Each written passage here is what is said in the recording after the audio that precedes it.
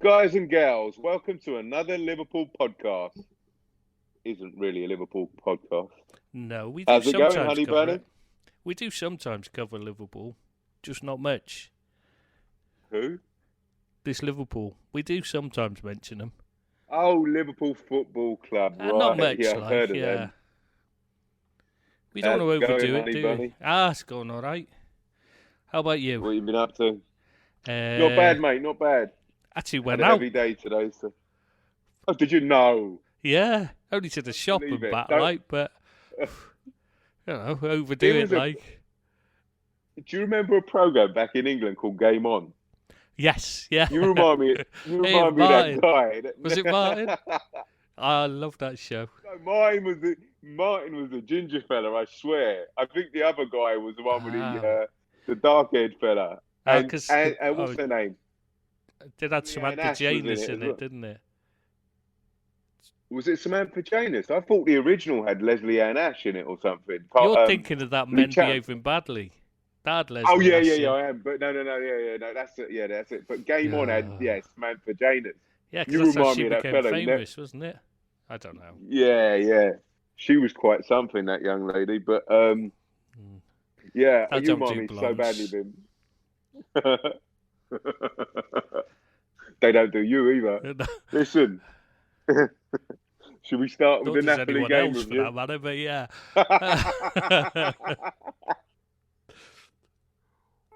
You're a virgin by Oh, is not by choice. yeah, yeah, definitely not by choice. Should we start with the Napoli game review, mate? He could do. Who did they play? All right. It was Napoli in the UEFA Champions League. Did they I was, play? dude, I was gonna do the music then, and I couldn't think of how to hum it. Oh God, no! Please don't. You're supposed to be doing the song So, this time, weren't you? oh, wasn't I? Yeah, yeah, yeah. I'll do it See, next you've week. let down your one Yeah. fan. he'll live. I'll do it next week. I'll sing a song next week, everybody. All Well, right. that's made So, it nobody's listening to next week's then. all right. So a 2-1 defeat in the Stadio Alpi in Napoli. Your thoughts, mate? Would the first? I mean, I actually took notes this time and kept hold of them, so I knew where they were this time. So, I mean, one of the first things I wrote was quite prescient because it was Callahan is a cheat. That was one of the first things I wrote because he just spent the entire game throwing himself to the floor. I just thought, oh, God, this guy's getting on my nerves. Yeah. Not as much as he did by the end of the game, no way. I could imagine. Yeah. That there's something about that bloody stadium that we never get the rub of the Why green. is the pitch so crap when they haven't played a game there this season? No idea. Because the No idea. pitch is And bloody terrible, and yet there's not one. There's been no games because they've been playing away while the dressing rooms have been fixed up, haven't they? So, I've never. Yeah, actually, that's a good point. It's very, it's bumpy all the time, no, isn't it's it? just crap. You look at it. There's big patches of there's ball patches and divots and all sorts. It looked like it looked like a children's playground. I mean, I'm not saying that that's a reason we lost or anything like that. I'm not trying to take that in. I just don't understand how a team in the Champions League are playing on a pitch that bad. I mean, surely UEFA should be saying to him, you need to fix that up. It was different at the end of last season when we played him and it was that bad. But this is the start of the season and they've not played a game on it. Shouldn't be like that.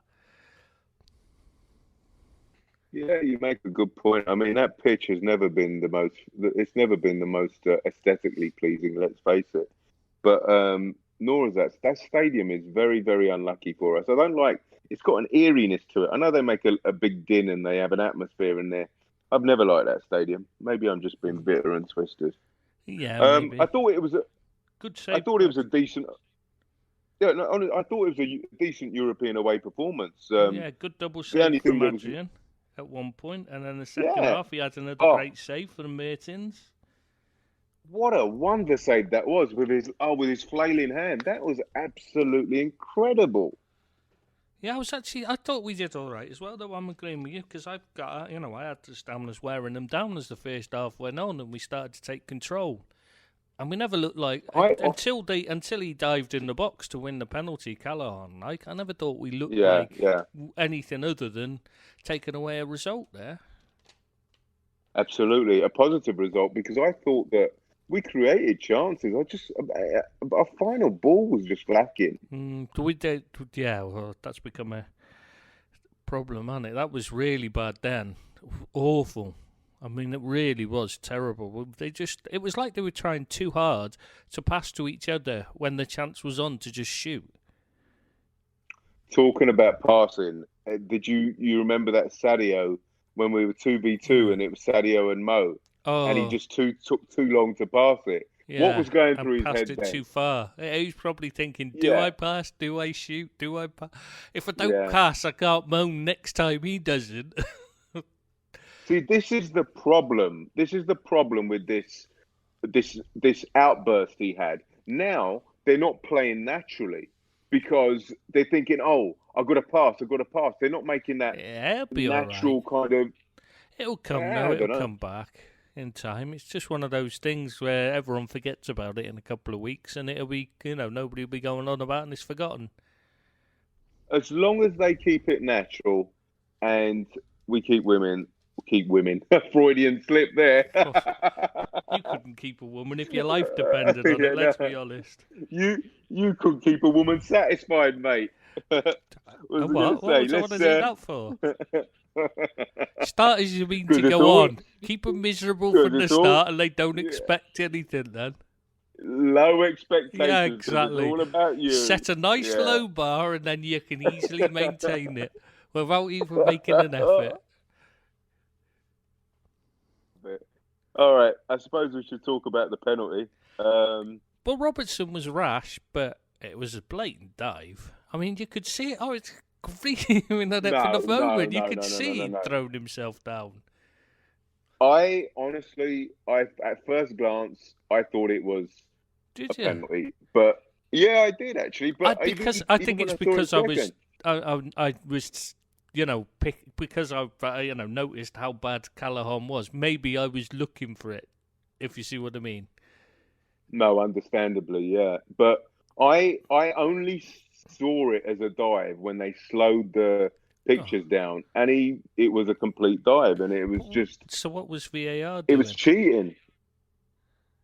We're going to get into that later, mate. I know, but just like in that incident, though, I mean, why didn't they get the referee to go over and have a look? Because this is European, it's not English football, so what was going on? It's clear and obvious still the rule in Europe as well. Yeah, but it was clear and obvious, wasn't it? I mean, it didn't matter how... From the moment you saw it again, you can't tell me that anyone who saw it a second time, other than the referees, obviously, didn't see that it was he threw himself over Robertson rather than Robertson tackled him, if you see what I mean.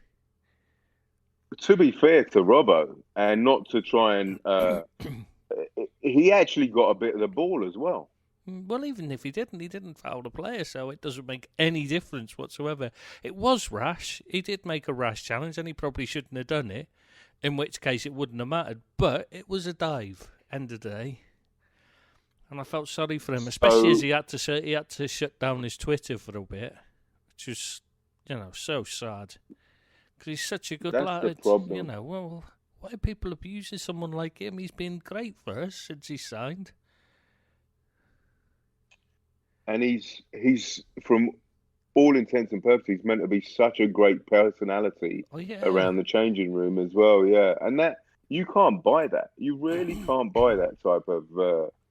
That's magic. That is, because they all love him. I mean, he's a real positive member of the group. And you're right. Why would you absolutely destroy him on social media? People are idiots, let's be honest. They just shouldn't be allowed... Morons. They just shouldn't be allowed keyboards. That's the problem with the modern world we live in. I mean, everybody's a Twitter thug or a you know. So Or they're everybody's got doing an crappy opinion. podcasts about teams that they don't actually talk about in it. Things like that, yeah? Yeah, Yeah. yeah. The internet's a joke. Let's send a stiff email to somebody complaining about them non-Liverpool podcast. You just like to say the word stiff, don't you? Yeah. Get your mind out of the gutter, mate. It's never got that eye yet. In all seriousness, no. But again, there was an incident before the game, stabbing incidents, and Yeah. two of the. I mean, it's an epidemic down there, isn't it? With these Napoli fans. I mean, It's when not are they just going to Napoli, learn? it's common in Italy. I mean, Roma fans, for instance, they greet people. Their greeting for opposing fans is they have their mopeds and they stick knives onto sticks, long sticks, so they can use them as spears and stab them in the backside. That's their idea of a greeting. They're animals. That's fucking disgusting. They're animals. That's just disgusting. And UEFA does nothing, but it'll the minute anything happens, any incident involving English fans, they'll crack down on them like a ton of bricks. Whereas these Italians have just been nothing but trouble for years. Oh, yeah. And they get away with it. That poor guy. Mr. Cox. Yeah. Yeah, as well. At the Liverpool game last week. No, I was thinking of the one this game as well. I was Sean Cox as well, yeah. Yeah. Well, this guy, apparently, he went to the game and at half-time, correct me if I'm wrong, he had to go to hospital because he lost blood or something. And then what happened was Peter Moores, our chief executive, stayed in the hospital with him. So... that would have made him feel... That's probably not going to help, is it? Getting stuck with him there as the only person keeping you company. It's like, God. Fair play to him doing to the it. guy. I mean, he didn't have to do it, He didn't. That's a touch of class, and kudos to Peter Moore for doing that. He stayed at the hospital with the guy. We need to do more things like that as a club, to be fair, because we do make a lot of errors. So at least they're treating some of the fans are getting some of the things they're getting right. Yeah. I mean, that's such a touch of class. Yeah. Any other thoughts about the game, mate? I mean, we'll get out of that group, won't we? We should do, but then we should have beaten Napoli, to be honest. Well, I mean, we were good enough to beat them, so you got to say it was just one of those nights. We should have had, with the chances we created in that, and the fact that their first goal came from a dive. Really, we should have won that. So just move on, don't you? And the second goal, people are saying Virgil's mistake and led to the second goal, but they come around like Haley's comets, don't they? Yeah, I think he's allowed a mistake, isn't he? You can let him off one. Yeah. Just don't do it again. Just don't do it again. Yeah, exactly. And look what happened the last time we beat Napoli, eh? We lost to Napoli away. Exactly. It's not like it's going to stop us winning the Champions League, is it? So the other teams in the group are Salzburg, Genk, RB Leipzig's Napoli, feeder team. Leipzig, and what's the other one? There's. I thought you just said them. Salzburg, Genk, Liverpool, and Napoli, right? Yeah. And that fella's on fire, and he scored about 14 goals in the Austrian League already. It's Alfinger Haaland's son. Yeah. But they've been talking about him seriously speaking, on the Leeds site they've been talking about him for years, saying they should get him in. Get in and get him in. Right. And now they're saying, I think we might have missed our chance because we missed the boat there, he's a good player, honestly. Good player, because I was having a look at it. I had a look at him before that because of them talking about it. I had a quick look at some footage of him, like a couple of games. I hadn't not enough to do a player profile, but I was thinking, to start working towards one. Well, I thought I'd have a look at him, and God, he's got great movement. Yeah. He's going to be a goal scorer. He's very good goal scorer. Really good movement. Really impressed me. Wow. But he's a big target man, isn't he? I am, to be honest, I wouldn't like to say because I only saw a couple of games and he's a kid. You know what I mean? This was a while ago now. He's only a kid, remember? And he's what, 17 now? So he would have been about 15, 16 when I watched him. So he is not. Yeah. He is not just 17, is he? He's something like 17, yeah. 17, 18. He's only a kid. Wow, he's tearing it up, isn't he? He's going to be something special by the looks of it. It's not going to be like a Messi kind of special, though. I don't mean that kind of special, but I mean like, like a Kluivert type. Or a Lewandowski or something like that. They're not really the top-ranked players, but they're not far off, are they? Let's be honest. Yeah. He's Lewandowski scoring some goals, and he's scoring for fun. Some player, him. I thought he was finished. No, he got overweight at one point and lost his way. Yeah. And then his missus is a dietitian or nutritionist or whatever they're called now. And she changed his diet and made him do things like eat his pudding first and stuff like that. I've tried that, but I just end up gorging myself on my pudding and not wanting the main meal, so it doesn't work. But yeah, that's apparently what she does. Lewandowski, you ain't, mate. And sure. Higuain does the same. He follows the same. He followed the same dietitian pattern. You know what I mean? From her as well. He got the same thing from her. I mean, doing that, I just don't get it. How does that help eating your pudding first?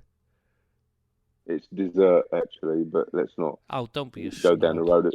Come on, posh boy. Semantics. Posh spicy, yeah. And how you like? What was I going to say?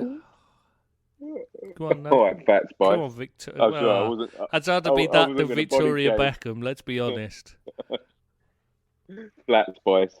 What was I going to say?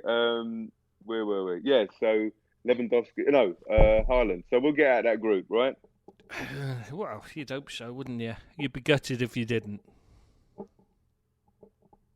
You've only got to come second after all, so. Yeah, I've got high hopes of number 7 this season, mate. I'm not getting my hopes up of anything. You know that I don't do that. It just leads to disappointment when you expect things. I mean, I expected a lot when I met you, and then I met you. Before I met you, and I was massively disappointed. It must be said. You fell in love. I definitely didn't. With the food on the table, I'm talking about. All right, mate. Anything to add with the Liverpool-Napoli game, or we move, or shall we move on? I can't think of anything because you don't want to do. You don't want to do ratings because everyone criticises your ratings. So you're still sulking about it, aren't you? So we're not doing ratings on that. I want to do ratings because bloody hard work. Tell me about it. Writing those articles, God, it used to take hours. Especially watching it a second time to do it. Oh. Especially because you don't know the alphabet yet either, so that didn't help. Yeah. I'm learning. That's what you got a voice, where autocorrect. Exactly, voice to text. Exactly. Yeah, voice to text, autocorrect. You're well away, mate. Not that it ever understands my accent anyway, so it's no use.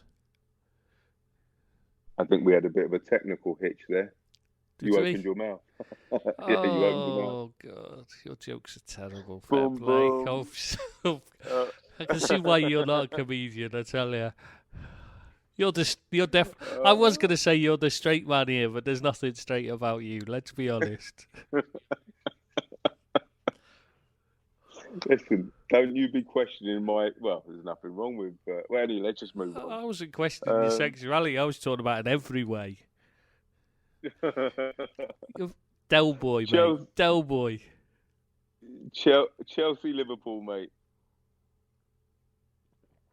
Decent win. Can't really complain. That's the bit when you say something, when I say Chelsea Liverpool and not say anything, you're meant to say something. Yeah, I know, but I didn't know what you wanted me to say then. I wasn't sure if I was meant to give you a bit more stick or like. Mate, when have you not interjected when I'm talking? So I'm not used to when you listen. Sorry, to me. what? I don't do that. Sorry, interjected. Sorry. I don't know what that feels like. You listening to me, so I was a bit confused. Sorry, what'd you say? Yeah, I wasn't let's listening. Just rewind it a little bit. Chelsea v Liverpool, mate. So what were you saying? Prevailed 2-1. Yeah. Prevailed 2-1 winners at Stamford Bridge. 15th straight Premiership win. Maintaining our 5-point lead at the top of the table. Maximum points played. 1-6, played 6. But that doesn't really tell the full story. No. Doesn't tell it. Will you just shut up? You said you wanted me to get in. You said you wanted me to interject every time you stopped. I don't want you to interject. Right. I said I don't want. I can't win. Listen, see, I can't win. See, you hear what this is like? This is waste. This is like that video I sent you of being married. That was the funniest thing. Them two dogs. Yeah. Oh, that was brilliant. Absolutely brilliant, mate. That was the best. That's thing. what it's like doing this podcast with you for me. Yeah, and I'm the husband, you're the wife. No, it's definitely the other way round. No way, mate. Every time I tried to speak, then you were shouting me down.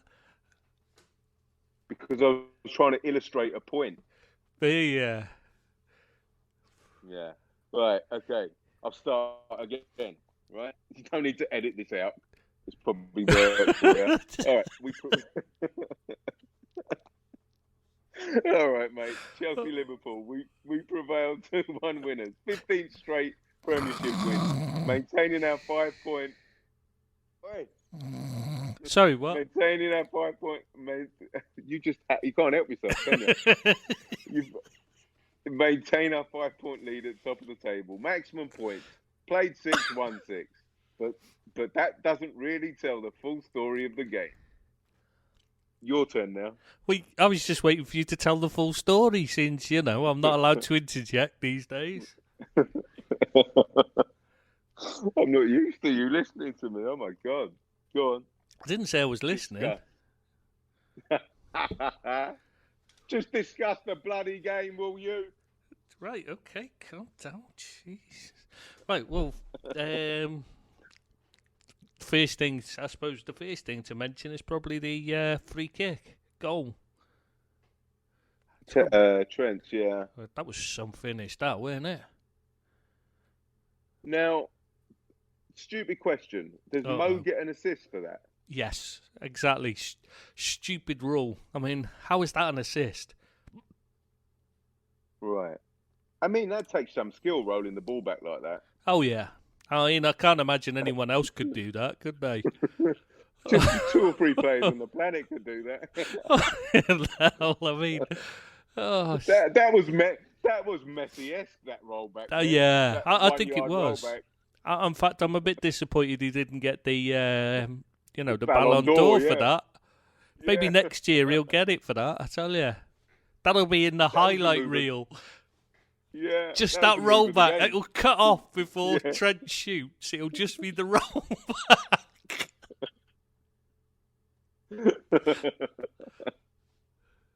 That should be a goal. That should be one for his goal tally. That was that good. What about for the other free kick we scored off? Will that one count as well? Because they shifted it to the side. That one. That's a good point. Yeah. So from now on, I think every rollback assist at free kick should be half a goal for that. That wasn't I know, because it wasn't an assist that time, was it? Because he. Gave it to Robbo, didn't he? Yeah, who crossed it in. So rather than shot it. Yeah. So. Yeah. Now going back to Trent, I mean, he really is a fantastic free kick taker. I mean, it was a great piece of skill to place it with that power and precision. I'd just like to point out when they were doing it, and they were because the commentators here were saying they thought it was going to be Henderson or Salah taking it, and I was sat there going, "No, please let Trent take it. No, please let Trent take it." So I was quite pleased because when when Salah touched it, I just went, oh, for God's... And then he rolled it across. Obviously, the skill, that wonderful piece of skill to roll it across to Trent to shoot. It was world class. What a finish. He was never going to stop it. No, it was just too... Now, let me ask you, before we get on to the match review, I thought that was what we were doing that we're in the middle of. Yeah, well, yeah, cool, yeah. Did the wall, could it have... I felt the wall could have reacted better, quicker to that wonderful piece of Salah skill. So, I think it just sold them a dummy because it was so good. Just so boring and plain and unexpected that they didn't have time to react to it. They thought, no way, that Salah didn't just do that, did he? All he did was heel it back into his face. It was just audacious. That's the word you're looking for. Audacious, yeah. But do you think the wall could have reacted quicker? Possibly.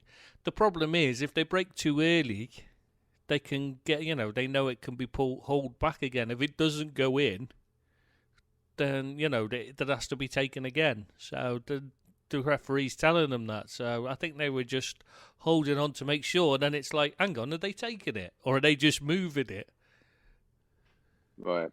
And Kepa, was he at fault for his positioning? Because he had the whole wall. What Kepa did wrong was, if you watch him, he was bouncing. So he wasn't set. Right.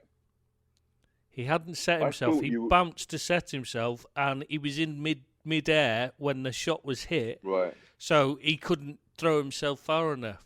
If he'd been set, he should have been down and set, crouched and looking, and then he could have sprung across. Don't know if he'd have saved it. Don't know if he'd have saved it, but he would have had a chance at least, whereas he didn't because he wasn't set. That was bad goalkeeping. I thought when you said what Kepa did wrong, I was gonna say sign for Chelsea, but no, I'm not sure he did. I think that was very good. I think that was good for everyone else. Right. Yeah. It's like a handicap to him. You think he's not that good? You really believe that? I don't rate him. No, he's dodgy. I mean, this isn't one-off, is it? The mistakes. He might come good in time. Don't get me wrong. He might turn into a brilliant keeper. De Gea was dodgy at first and was holding United back when he first signed. But I don't see any signs. He's just signed another contract. And he's holding United back. But we'll come to United later on, mate. I've got to be honest. I'm super annoyed at the lads. It was a team that seemed to believe in their own hubris most of the second half, and that was just very poor game management, whatever type of game management that was. And that really could have cost us. I don't think it was. I just thought they looked tired because I noted down that in the 55th minute, my note was they were looking tired and the energy levels were dipping. But I think the problem was as well is we were playing a different style. Klopp didn't want them to, up till now, we've been right on the front foot, everything on the front foot, and attacking, and keeping the ball in the opposition half, constantly trying to keep it in the opposition half in every game. We've not let the opposition get it into, you know what I mean? We've definitely tried to keep them penned in. So everything's on the front foot. Matip's been on the front foot. Something I noticed, because I think he was awful in that game. Not on the ball, just his defending. He was constantly caught ball watching and stuff because he was having to position himself rather than just go and get the ball, if you see what I mean. So if you watch, we were dropping off rather than pushing on. We were playing a much deeper line than that. So essentially we were playing on the counter. Is that what you're saying? Not so much on the counter. What I mean is, rather than normally we're boxing the opposition in, we're cutting them off in their half, and we're pressing them at every opportunity. We're keeping them penned in. We're not letting them breathe, not letting them get a pass off. Right. Keeping on them. And every time the balls go into the forwards, you've got Matip on them. You know what I mean? He's been smothering them. He's been all over them, not giving them a chance to play. To play from there. And and Van Dijk has just been working as a free man, because obviously the attackers are all going to Matip rather than Van Dijk because it seems like the easier option. And Matip's been brilliant because he's been able to just go and smother them and get at them and not give them a moment to breathe. This game, it was different. We were more, when the ball, rather than trying to pen them in, we were letting them come to us. I think it's simply because I don't think Klopp thought we could pen them into their half. I think the players were partially tiredness, partially because Chelsea are a better team than we played this season. As we found out found out in the Super Cup, didn't we? Kante. If Kante hadn't played, I think it might have been different. But with Kante in the team, you just can't peg them back, can you? Because he's just non-stop. He's like a Duracell bunny or something. So you wouldn't have thought, even if we'd have made changes, had fresher players, the game plan would have still been the same? I think we would have stuck with a game plan, yeah. I think he decided this was how to beat Chelsea. And he was right, to be fair, like. But, it was as much luck as judgment because we got caught out badly. I mean, that defending on the disallowed goal was horrendous. Matip and Van Dijk were miles out of position and screaming at each other rather than, nobody seemed to know what they were doing. It was comedy defending. Now you've got a opinion that you don't think that goal should have been disallowed, the Chelsea goal, correct? Yeah, but we'll discuss that later, won't we? Because we'll do the VAR things later. But yeah, I don't think it should have. I'm glad it was, don't get me wrong. It's done us a favour, but no, I think that was I think that's unfair because of the way they've been applying the rules elsewhere. But we'll get to that later.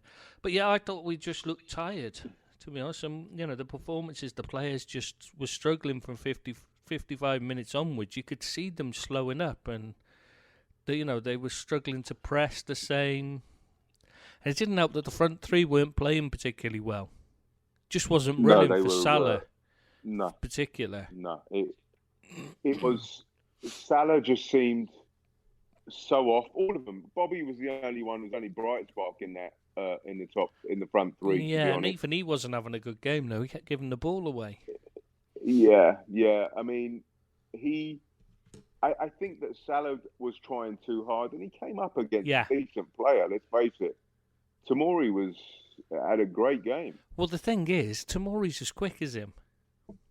Yeah. So, he can't use his pace to beat him. So it makes it really difficult. He's got very quick feet, Tomori. So all he had to do was go and tight to him, and Salah couldn't beat him and get past him and go because he's there. And he was usually having to come run at him rather than being on him, if you see what I mean, because it was usually coming from wider, and obviously Tomori's the next man in. So it makes it a little bit more difficult. Yeah, he only got away from him once when he caused the Christensen and injury because Tomori ran into bumped it. That was nasty. That could have been really nasty. But, but I mean, that's the only time Salah got away from him all game. And I'm not just going to be a Salah fanboy. I just think that it was more Salah wasn't up for it. Had a bad day at the office, and Tomori had a great game. I mean, Tomori did have a really good game. I'm not going to lie, but I thought the three of them looked a bit slack. You know what I mean? Tired, fatigued. It's the travelling rather than it's not the games. This is what when people say about all the games, that's not what affects them at all. It really doesn't matter. If we'd have been playing, and that's why Chelsea were fitter because they played at home. That's why they were fresher. Yeah. Not because they played late. It does. It's the travelling that costs it. It's not as if they went to bloody Thailand or Australia. It doesn't matter. Italy. It doesn't matter. Especially they played on a terrible pitch as well, which will take more out of your legs. Right. So why and it's the mental fatigue. I mean, I'm not being funny, but it doesn't matter. Does it matter? We won. That's all that matters. And he knows that the next game they can rest because, you're not going to put Salah, Firmino, and Mane up against MK Dons, are you? MK Dons, yeah. So he just got that It was just the world will give them energy enough they to had. win. We'll make sure we win this one, and then they'll have a break next Yeah. week, and then we're back again for the weekend. So they've got all week off. You know what I mean? Sometimes you have to, you have to think like that. You have to say we can't drop them again. You can't drop them when you got Chelsea. The minute No, you're you're right. giving them a boost, especially as they had Kante back. They were already boosted by having him back. I mean, that must have been like a huge lift for them. I know when I saw his name, I went, oh, when I saw his name on the team sheet, I went, oh, God, I was hoping he was out. Actually, you know what? I don't actually mind that. I didn't mind Kante playing because, number one, I like him a lot. I think obviously he's a cracking player. And number two, he's a thoroughly nice guy. Oh, no, I don't mean that. I just mean that, like, what I mean is you go your head down because you think this is going to be a very hard game from just being a hard game. Yeah. That's what I mean. It's just I get that. Yeah, and I love Kante. I'd rather beat them with Kante in the side than not Kante in the side. I know it's going to be a harder game, like you say. You want to beat. I want to beat the best team out there. I want them to be at their best when you beat them. But what I mean is, before the game, when you're just looking at it, you go, "Oh God!" Now your nerves start kicking in because you think they've actually got a chance here. Yeah, and they did. I mean, let's face it. If that game had been a draw, I wouldn't have had any complaints. Adrian's one-on-one save. With Tammy Abraham got through. That was a good save. It was 1-0 at the time. I mean, it was. I mean, him and Robbo were men of the match. But there was a few times that Tammy Abraham got in for headers that Matip was the wrong side of him and stuff, and you're thinking this is dangerous. You can't keep letting him in. And we did, and eventually Kante scored. And Batshuayi as well, that free header he had at the... Remember? The free header he had and put it wide. I thought Van Dijk was going to run over and punch Matip at that point because I think he'd given up screaming at him. That's why I don't understand people keep saying he was man of the match. I mean, how do they figure that out? He was completely... No. It wasn't a game for him. It's not suit to him. I think if we're playing that system, we'd have been better with Gomez because he's got quicker recovery pace. He's exactly the same. He'll get caught out of position just as much. I'm not saying he's going to do better in that respect, but his recovery pace will allow him to get back in and deal with it better. Yeah, because Abraham, he would have been a good bet a match up against Abraham. Yeah, he had some movement. That Tammy Abraham, I tell you, he had some really good movement. He's making some excellent runs. He just was a little bit unlucky. I mean, I remember the shot. I mean, in that situation, you've got to shoot, right? When Adrian saved from Tammy Abraham, you've got to shoot because I know Mount was screaming at him. He's not going to pass that. No striker's going to pass that. Well, yeah, exactly. None of ours will, anyway. Yeah. Well, I don't know. Bobby might do. Oh yeah, of course, Bobby. Bobby would do a no-look pass. Yeah, but Bobby's not. I don't think Bobby's a striker. He plays every position on the pitch. Yeah. So he's a number. He's not a 9.5. He's a 9 and a 10. Yeah, exactly. Yeah, I've seen him in the right back position so many times. You're just looking and thinking, hang on, isn't that Bobby? What's he doing there? And he still manages to get up the other end to get involved in the attacks. What a superstar! Right? Yeah. I mean, the first half, to be honest, in my opinion, I don't think we were we deserved the 2-0 lead. It was a wishy-washy first half. We were the better side, though, in the first half, definitely. Yeah, but we weren't not a 2-goal better side, but yeah, definitely the better side in the second half. But in the first half, in the second half, they were the better side. So yeah, and then we came out second half and had a 10-minute purple patch when we should have put that game to bed. I mean, I know Kepa had two. He saved two. He had made two very good saves, and I remember there was one that we got flagged offside for. And if Kepa hadn't saved that, and I don't know how he kept it out. It was a mad scramble, but if he hadn't saved that, VAR would have checked because they check all goals, even offside or not. And I think that one would have stood because we were. This is VAR. Don't be sure.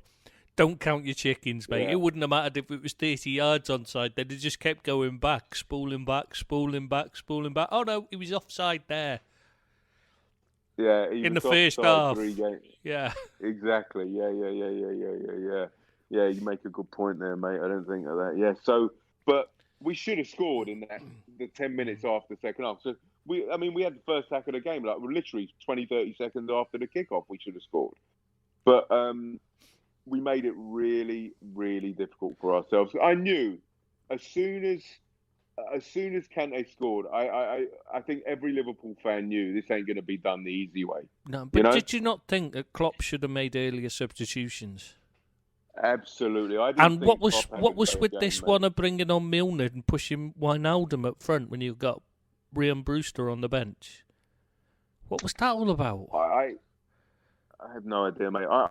Klopp didn't cover himself with glory this time. No, that was a really bizarre one.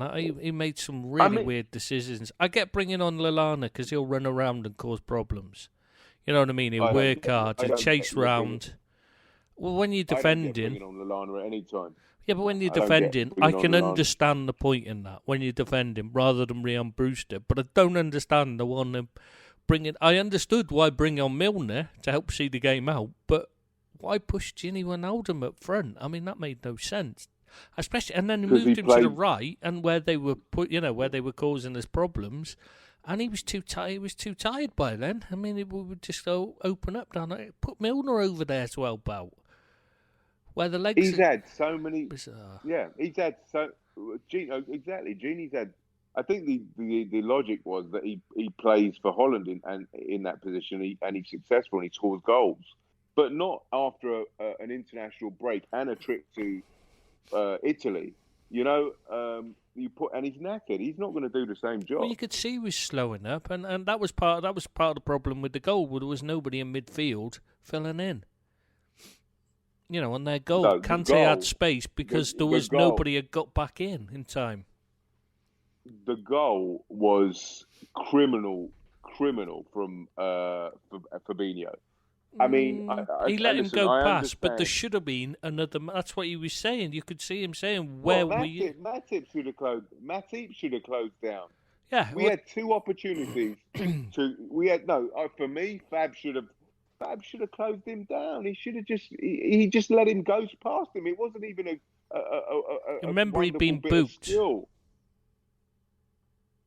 Yeah, but the thing is, no, he'd been booked, and he wasn't going to take the risk of getting sent off. Kante's got lightning fast feet. I don't know. I get that. I see. If it was me, I would have liked Fabinho to do a bit more, but I could understand why he just let him go. You know, why he just shepherded him past him, thinking, "Oh, it's Kante." You know what I mean? And there's more bodies there, so all he's going to be able to do is play a pass because he knows there should be somebody right alongside him. But where the hell were they? Yeah, but he didn't need to make a tackle. He should have just gone with him. He could have been a body and he'd been a block. But, all right, he didn't do his job, I understand. But Matip was just ball watching. Again. He should have just been...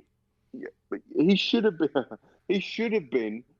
He closed him down. That goal was so avoidable. And all I can put it down to is tidiness. Yeah, but I do think rather than Matip, I do think there should have been a midfielder there as well anyway. So it's not just Matip, it's not just Fabinho, it's the other midfield. I can't even. Was it Wijnaldum at that point? I can't even remember what because they so messed up. Yeah, I've forgotten now who was there, whether he'd even been brought on there, whether it was Henderson at that point. I mean, one of them should have been there. So. It was Virgil and Matip, and Virgil went with the runner, so I can understand that. Yeah, but what I'm saying is, even if Matip, you're saying about him closing down. Well, first off, the first question you've got to answer is, where was the other body that should have been there? That's the first question: is why wasn't Henderson or Milner or Wijnaldum, whoever was playing that position? It wasn't Milner because Milner was on the left, wasn't he? It's the one on the right side. So, was either Henderson or after he'd gone off, it was Wijnaldum. I can't remember which one was there. They should have been filling in alongside Fabinho. They should have come across and filled in. Salah, whoever was up front, I can't remember who was on the right wing at that point. Was Salah still on? Yeah, Salah was still on then. So Salah should have dropped in and filled in the wide area, which he did. But the man, I think it was Henderson at that point, hadn't come over far enough. He was still, if you watch it, he's still coming across. He should have been across ages ago. Should have been there. He should have been in the centre, and he wasn't. That was a bad mistake. That it is a lot of play. There's a lot of things that went wrong with that, but that is the big one, because if he's there, then Kante hasn't got the space.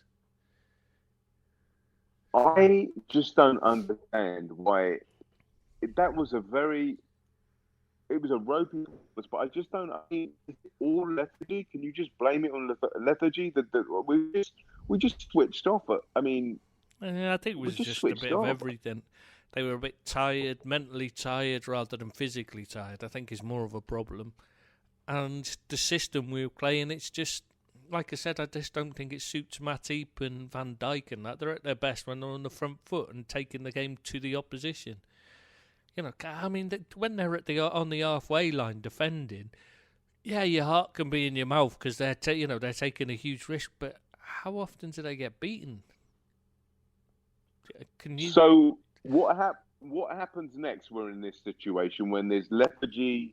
And there's tiredness. We just had an international, or we just the first thing you do is you get them to play the way they always play, and then they're meant. They should then what's the word I'm looking for? Why you practice to build it up so it becomes instinctual, don't you? What you do, instinctive, yeah. I'm trying to think of the muscle memory. Helps you through. That's what I was trying to think of. You get muscle memory, so you're constantly. So when you're pressing forward, your muscle memory builds up, and that's how you play. And so suddenly, when you're asked to do something different, it takes you a little bit longer to react than it does normally. It's like doing any new skill. You try catching something. The first few times, it takes you a bit, Brad, doing one of those light things, where you have to tap the lights in a specific order. The more you do it, the more you practice, the quicker you get. That's not because your body just reacts quicker because it's got the muscle memory of you keep doing it. You know what I mean? Practice makes you quicker. When you're playing like that and you're suddenly asked to play a totally different way, you're having to think about what you're doing, then do it, rather than just instinct can take you through when you're tired. It can't there because they're having to think about it. That's why I think Matip was constantly getting caught ball watching and that, because he stood there thinking, where do I go now, rather than just going there, if you see what I mean. He's having to think and then react rather than just doing it, if you see what I mean. He knows what he's doing when we're on the front foot. He's used to it. He's been playing that all at the end of last season and the beginning of this. That's how we've been playing. And now all of a sudden he's asked to play a different way, and it's catching him out. And it wasn't just him. It was the whole team looked like it. But at the end of the day, we still did enough to win. So as long as that continues... I hope they don't go back to the style of play again, because it's really and truly we should have 4 points less than we have now, because Mount should have scored in the last minute and Agent E should have scored in the last minute against us when we played Southampton. So we've got a lucky 4 points. I'm not complaining, but it's trying to be game. This is the problem, I think, is that we've been constantly had it banged into us that we don't do game management well. So now they're trying to do game management, and it just doesn't suit us. It looks so alien to us. But so why try and do something why invite pressure when we don't need to? I mean, because we're winning. So as long as it keeps winning, it doesn't matter. It doesn't matter how dodgy it is if it wins, does it? Not dodgy as in like breaking the rules, but I mean dodgy as in how bad it looks. It doesn't matter. Who cares? Who cares if we're not smashing teams for 8-0? As long as we win every game, we win the league. Yeah, but we're not good at it. We're winning them. We're winning these games, luckily, like against Southampton and Chelsea. So if we'd not got into game management mode and doing what we do, not to that greater extent, we'd have won more easily. But would Like we? when We came might out not in the have. They second might have half. scored. Or players might have picked up injuries, got tired. We don't know. All we can say is, at the moment, we've got 100% record, so I don't think we've got any reason to complain about anything that Klopp's doing in the Premier League right now, really, to be fair. Or No, any we of the don't. But players. He's not impervious to questioning. No, not or, impervious to question, but what I'm saying is, you're saying, why isn't it doing this instead? Well, because he's winning. So long as he keeps winning, you've got to say, okay, he's making the right choice. It might not be the choice you'd make, but if it wins, it's that's all that matters. Is tiredness really a factor after only 6 games? Like I said, it's the mental fatigue of the travelling rather than it's not really the tiredness as such. It's not 6 games, remember? Most of them played 8. And the the Super Cup, you know what I mean. and the Community Shield. Okay. And some of them have not had a pre-season. Yeah. Is that a big factor? Not having the pre-season is a huge factor. That's one of the worst problems you've got, is because that's what when they have when like Germany, when they have a 3-week break or whatever it is they have. Yeah. I think it's a 3-week break. They do like a mini pre-season after they break, to get back to fitness. Because that's how much fitness you can lose. I mean, it's a huge thing. It's not just fitness though. It's I can't remember which player it was. One of the old time players said to me once. I was talking to him about football, and he said to me that at the start of pre-season, he'd go back. It was one of the old ones, like literally played for someone like Phil Neal, one of them sort of age. And he was saying to me, the first start of pre-season, and you first got the balls out. He said, because they had a proper, they weren't allowed to go and play football. They were supposed to have a proper break then, and they'd have a rest. He says, you get the balls out, and it literally, it took a week before you could stop falling over your feet and you could start passing properly and that alone, let alone, you know what I mean, get back to your best. You just, first week you were hopeless. Yes, it goes so quickly apparently. Yeah, they reckon that your cardio goes, if you don't work out for 2 weeks, and you could be an elite athlete and it'll be gone within 2 weeks. Yeah, that's quick.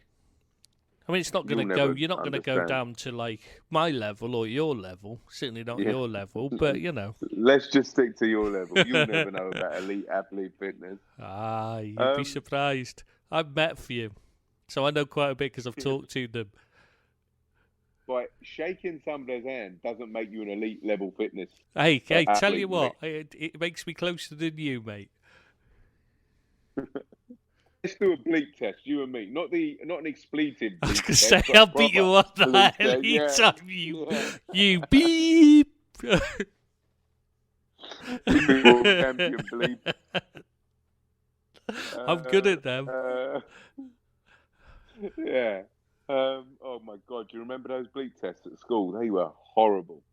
No, I don't. You didn't go to no, school, we didn't go to a posh school. We didn't have equipment. You have bleep tests as well? Well, we didn't have equipment to do bleep tests.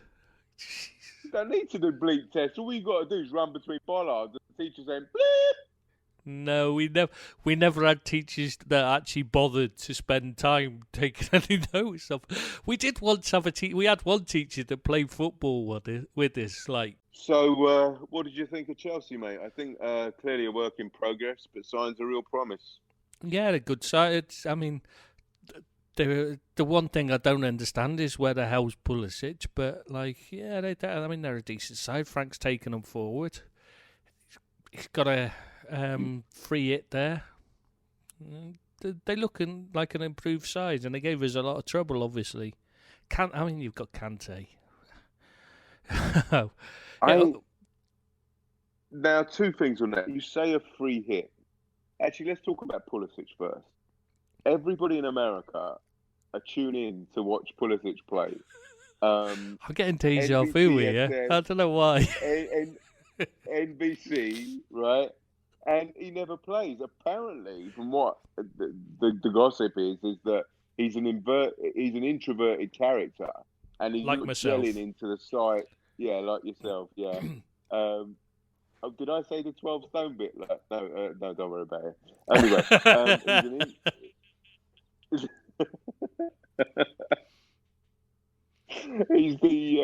he's apparently an introverted character, and he's having problems assimilating into the city and into the club. Yeah, well, he will have because he's not used to speaking English, being from America. What were we saying about sweeping generalizations, mate? Oh God, it's a good job nobody else knows what we're on about, really, because we've missed out half the guy. Yeah, we've cocked up half of what we had there.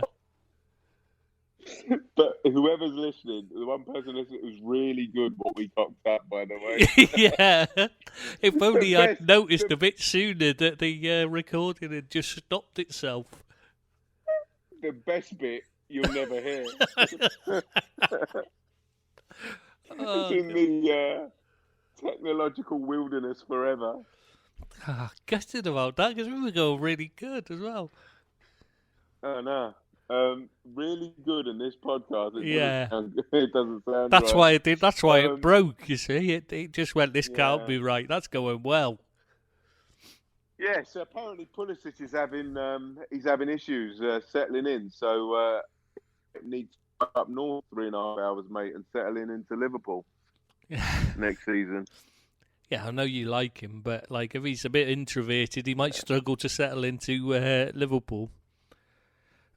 I think we'll give him a good reception, mate. I think it's fantastic if Salah left. I think he's an unbelievable player. But yeah, they've got some. They're going to have some. They've got some players. Look at that 4-pronged attack with Hudson-Odoi on the left, Pulisic on the right. You've got this complete. Oh, we've hashed this because last time we actually explained what we were thinking with that 4-pronged attack. We're talking about when Pulisic gets in the side, Hudson-Odoi gets back, Mount behind them, and Tammy Abraham maintains his form. That's what he means by the 4-pronged attack. Because otherwise, they're probably there thinking, but they don't play a 4-pronged attack. Yeah, I'll be a Chelsea fan after that frigging. And you still want to, and you want to know about Kovacic and Jorginho? What do they offer? That was the next bit. Yeah, because we were trying to figure that out. They were a bit anonymous, to say the least. Yeah. Oh, and what? Cheek gets into that side all day long when he comes back. Yeah. Well, you know what they say about Chelsea, don't you? Say water covers 2/3 of the earth, and Kante covers the other third. He's an incredible player. Incredible. I mean, he's best midfielder in the world, isn't he? Yeah, so modest and unassuming as well. He's none of this Billy Big Bollocks. Nothing. He's just so you wouldn't even notice it. And they love him. You can tell everybody loves him. I mean, he could literally. Could you imagine him at Madrid? Go anywhere in the world. He would tear up that Spanish league. Oh, yeah. And if Jose goes there, that's what he wants. You never know, man. The guy might be. I don't know. That'd be a good move for him. I don't think it would. To be honest, no, I don't think he'd be best out in Spain. To be honest, but you know, I think he'd clean up their midfield for sure. Yeah, but they wouldn't. I don't think they'd appreciate him. I honestly don't think they'd appreciate him. The fans there. Yeah, but they just don't get it. Yeah. Yeah, but I know they all want Galacticos, but I think they understand. It's not just that. They don't. Remember, they thought they wanted. That's why they ended up getting rid of Makaleli, because the fans didn't like him. For what reason? Because of the way he plays. Surely that's Makaleli wanted a pay rise to bring him more in line with the others. He was he was paid a lot less than everybody else there, and they said, "Well, we can't give you that because the fans don't like you." You're not selling shirts. Nobody appreciates you. You don't get, the fans couldn't give a toss about you, basically. So, you're not going to get the big wages. You're not a star. Ridiculous. They don't get it. They don't. Honestly, Madrid fans, they just want flash. They don't want they don't want ability. They don't want skill. They want flash. They want something that looks good. It doesn't have to be good. Just want. They're like Apple. They're like Apple iPhone owners. They just want style over substance. They don't want a good phone. They just want something. They just want something that looks good. What's wrong with that? That's why I said. Still functional. Well, just about. And you're paying through the nose for it. But you could get a much better phone for cheaper. But, it's up to you, isn't it? It's your money. Fooling his money and all that, like. I don't know about that, mate. I think it's a great phone. Which proves the point.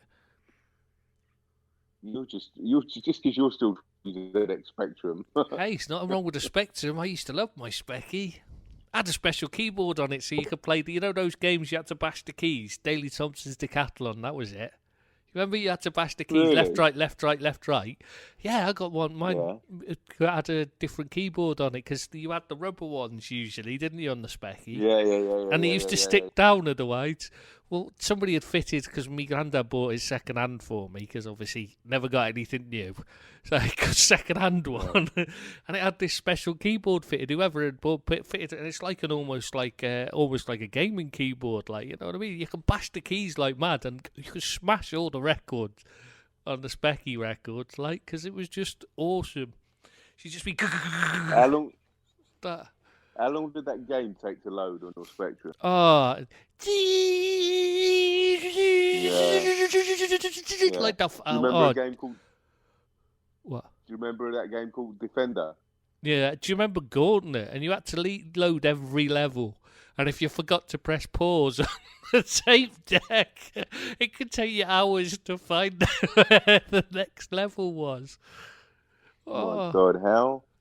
How's gaming moved on, eh? We used to go down and stick the kettle on while it was loading, and you come back up and it still wouldn't have been loaded when you come back up with a cup of tea, wouldn't it? Sometimes it'd take overnight as well. Don't remember anything doing that, but I remember I had a Football Manager game, and it's the first one out on there. And one of the blokes in my mum's work fancied himself as a computer whiz, so he made it harder because it was too easy, apparently, how you got it. But you just got it on a tape, didn't you? I mean, you could just do just tape to tape it to give somebody else a copy. What did you think of Tomori? Oh, sorry, are we not talking about Specky? Is this not a Specky podcast? I was just getting into that. Oh, well, yeah, that reminds me. We've still got to do, on an international break, we were going to do a podcast that it was a comparison between how Giants, United and Real Madrid. So that just reminds me, we've got to do one of those as well. But we had in Barcelona in there, the way they're going.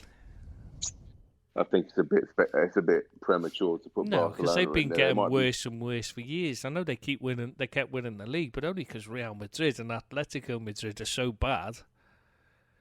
Yeah, I mean, I know they're seventh in the league. That's insane. Barcelona, it's the worst start for something like 14 years, isn't it, or something? He's got to go, isn't he, Valverde? Well, they didn't want. It was a mistake to extend his contract. They wanted Setien years ago. Why didn't they just go and get him? And he's been free, so why didn't they dump him why didn't they dump Valverde in the summer and bring him in? I don't get it. What is that, the Betis coach? He got sacked in the summer because he took him into the Champions League, but apparently that wasn't good enough with Real Betis. Only they thought they should be up there further. Because he didn't quite, he wasn't doing enough. They decided that, the only reason they thought they were good enough to get in the Champions League was because they had him in charge. Oh, yeah. He took them up, he won a promotion with them. And you just think sometimes It's that same the over expectation. It's a bit like Everton fans thinking their team can get in the top 6, things like that. You know, ridiculous over expectations. That's just stuff of fantasy. Yeah, exactly. That's what I'm saying. You know, it's that kind of thing. The stupid, you know, or the Wolves fans now that are complaining about Nuno. Or manager, that guy, he's a coach. Or Leeds fans, have you heard? Their site is at absolute ructions at the moment because they've decided that Marcelo Bielsa's making an absolute hash of it. Have you seen the league table? They're top of the league. But apparently he's useless, doesn't know what he's doing. Cause I just, sometimes you just think, I don't get it. Deluded, some fans are.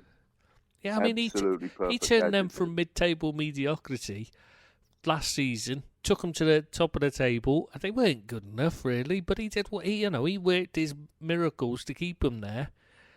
They fell at the final hurdle. Understandable, they're a bit disappointed, but they wouldn't have been up there without him. This season, they sold some of their better players in the summer, and yet they expect to be better. I just don't get it. You know, Messi's just won Ballon d'Or. What? Yeah. Oh, he's not. Oh, it's just a joke. He hasn't even had a superstar. Messi shot.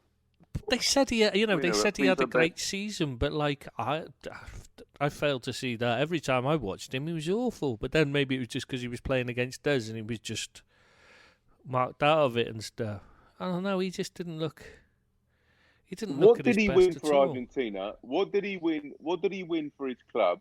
And apart from the league, they win that all the time. It's the European Cup they won. I mean, it's just a travesty, man. It's absolute joke. Yeah, but he's Messi, so they'll just give him something. It's what it's about. It's a popularity contest. He sells the most shirts. He'll get UEFA for the most publicity. It's either him or Ronaldo, and they couldn't give it to Ronaldo this year, so. Ronaldo, the telling thing is Ronaldo didn't even bother turning up at the award ceremony because he knew what was going to happen. That's a real slap face, man. If anybody deserved it, it was Visual. Well, even if he didn't, I don't see how Messi did. There's got to have been others because he wasn't the best player last season. Because that's why they even started talking about, what they're going to do to, when he's to get rid, about him going to America. They were talking about that because he was dipping. His performances were dipping. So we're thinking of, planning for the future without him. I got an idea, Tristan. How about we go back to the Chelsea-Liverpool review? Yeah, sounds like a good idea because it's not like we've talked about Liverpool yet. What did you make of Tomori? I thought you had a stellar game. So we're not talking about Liverpool. We're talking about Chelsea. Okay. Yeah. Well, no, I thought he played them at the weekend. Did we? Oh. Yeah. He played well, but Salah had an off game as well. So it's kind of like how much of that was down to Tomori and how much of Tomori playing well was down to Salah not being at his best. It's hard to tell. I mean, the pair of them were trying. He was trying too hard, Salah, and he gave too many chances to Tomori, I thought. Yeah, I think that I like Salah's attitude that he wants to score every game. Every game he wants to get on the score sheet. But I think it kind of messes with him. It gets into his head a little bit as well because he tries too hard. And if he was a little bit more natural, ironically, it'd be better for him, I think. Yeah, but he's done all right for us. We can't really complain. There you go then. At that juncture, let's do the player ratings. But yeah, even though we didn't actually really talk about Tomori much, but yeah, let's get straight on. We've got a lot of talking to do, mate. You don't talk. I don't. It's all right. We're very quick at this. You know what we're like. We get straight on with it. No messing about. No digression. And I haven't got 3 hours of editing to do after this because we've made such a mess of this one. Yeah. Computers, eh? All right, mate. The Chelsea-Liverpool player ratings. Adrian, I gave him a 9. Oh, it's a And 9 now this time round. Yeah. What do you mean? It was a 2 initially. It was the first time, and each time I've had to say to you, "Are you sure?" He had a really positive. Went from 2 to 3 to 4. Now you see how many times we've done it. This is 9 now. See, one day I will get a word in edgeways. You like my wife? You don't want to do that. You like my wife? You talk too much. You got the same size breast. You got the same size breast. No, I think mine are bigger. Her bras are far too tight on me. I'm visualising you with your Liverpool top and your bra underneath it.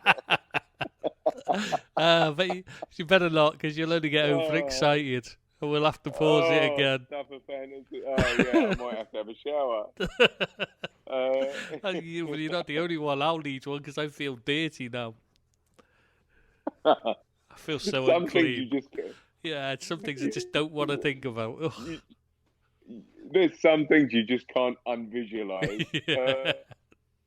But I'm trying to, believe me. I think he made some fabulous stops, namely from Abraham at 1-0.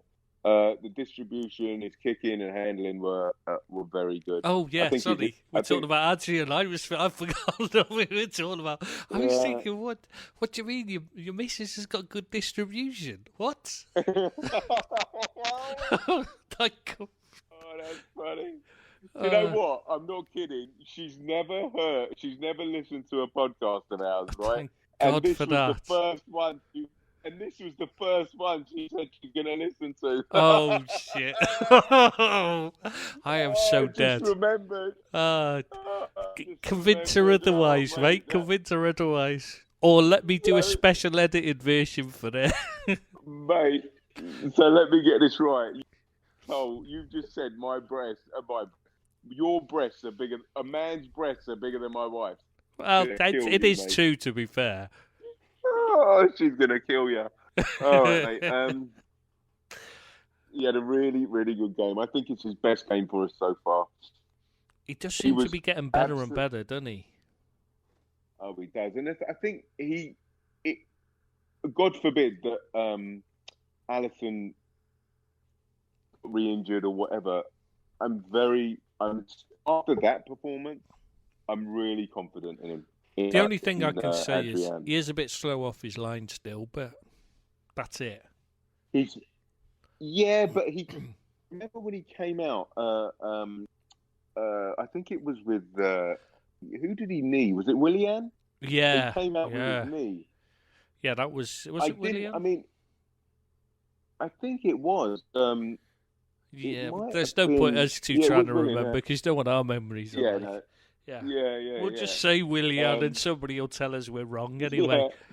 Yeah, was he wearing glasses and was he Klopp's best? But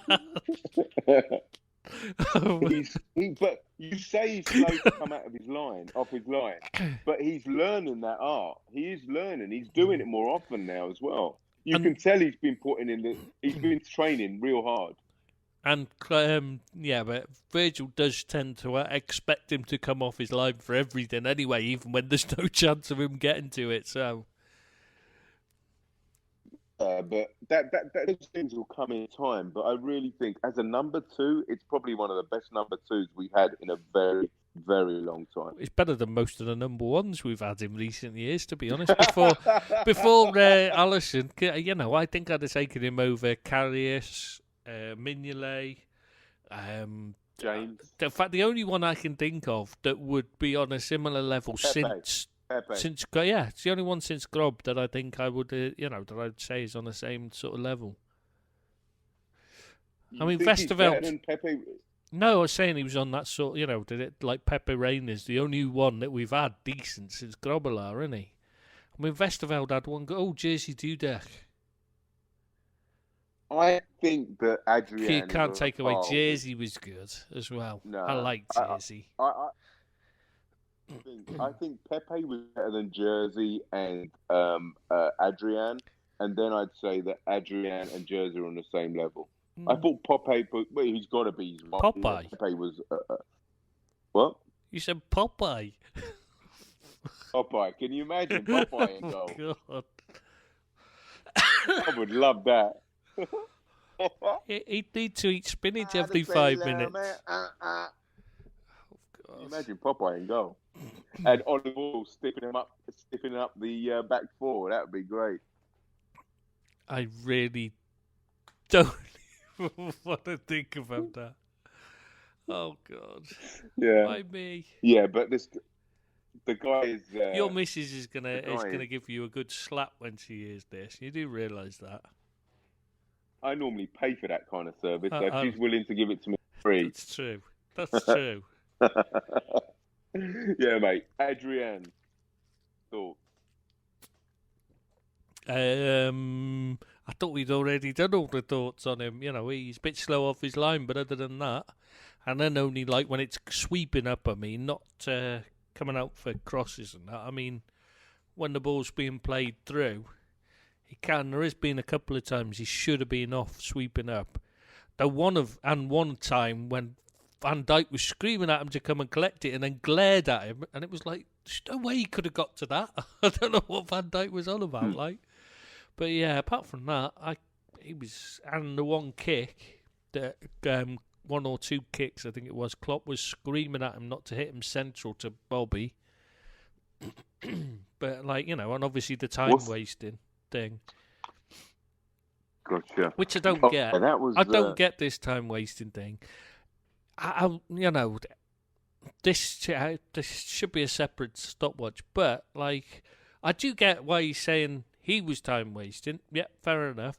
But Trent had barely picked up the ball by the time he's already got the yellow card out. He was just desperate to get the crowd on side, weren't he, the ref? Because they were singing "Who's the Scouser in the Black" because VAR had disallowed a goal, even though it was nothing to do with him.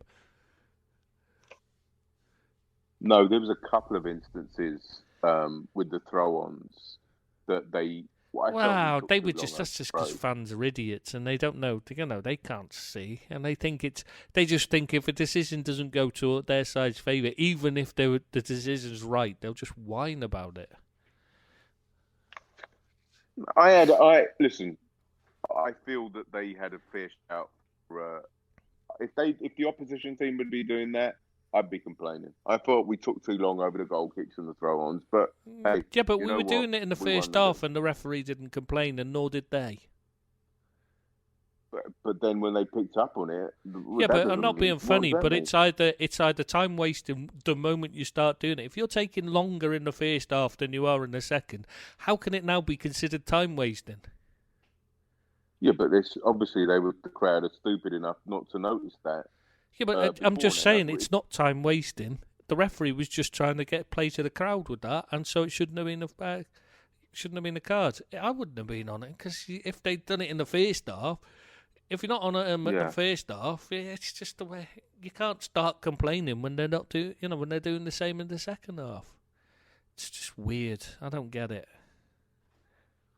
What's the situation with Allison? Back, mate. Next month is there an international break, and they're hoping he'll be back after that. So we've got Sheffield United. What's it? We've got MK Dons, Sheffield United, and then I think there's 2 games, isn't it? And then it's the thing, or is it? Well, no, because there's a Champions League game as well, isn't there? Is he back for the United game? Is that after the international break or the international break? Trying to think when it is. Yeah, that's after the international break. That's like at the end of October, isn't it? Okay, so we'll have him. We'll have Allison back. Do you think he? And I know we had this conversation last week. Do you think that he goes straight in? Or will he get a couple of games to just? If he's fit, he's got to play. It's just that simple. Okay. I still think it. All right. We'll play them on the 20th of October. See? And that's straight afterwards. Because it's like we play them on the 20th of... So will Ali go away? Will Ali go away with Brazil? Will he? He's not been called up. He's not been called up. Okay. Brilliant. Okay, so he'll train and he'll be ready for the Man United match. Now, is that a mistake? Hopefully. If he Hopefully. if he gets put in for the United game, is that a mistake, or should Adrian keep his place for one more game? No, if he's fit, he plays. Alisson, if he's fit, Fair he enough. plays. You don't take the best player. You don't put your best player like that out. No, it's like when Kante was back. He goes in the team straight away. Gotcha. I understand, mate. I think we had exactly this same conversation last week, and except in that instance, I said if Virgil van Dijk's out injured, you bring him straight back in the moment he's fit. All right, mate. Next up is Trent. I gave him a 7, more so because he scored a beautiful goal. Why you took points off Mane when he scored? You said it didn't matter. Maybe I learned from my mistakes. Stop chastising me, will you? You like saying. When it was Mane, it doesn't matter that he scored a goal, even though he's in the team to score goals. But no, that doesn't matter. That doesn't give him extra points. No, we can't give it to Mane. But when it's Trent, there's a bit of favouritism creeping in here. I think we have all noticed it. If I remember rightly, I gave Mane a 7, even though even that score, that game. Thank you very much. If you say so. Okay. I just remember you were holding it back. You gave him a crap score, and then and when I said, but he even scored a goal, you said that doesn't matter. It doesn't help. It doesn't make a difference to the points. You were saying things like that. Now when it's Trent, you're saying because he scored a goal, that means he gets extra points. Just saying. Number one, I've got 2 points to make. Favouritism. No, that's all I got to say is it's favouritism. No. 2 points. I've got 2 points. Number one, I haven't finished my rating yet. And number two, but you take hours if I leave you to it. You're becoming more like my wife every day. Not in a critical sense either. All right. I think I'm saying nothing. I battled with Alonso all game and made life difficult for himself at times.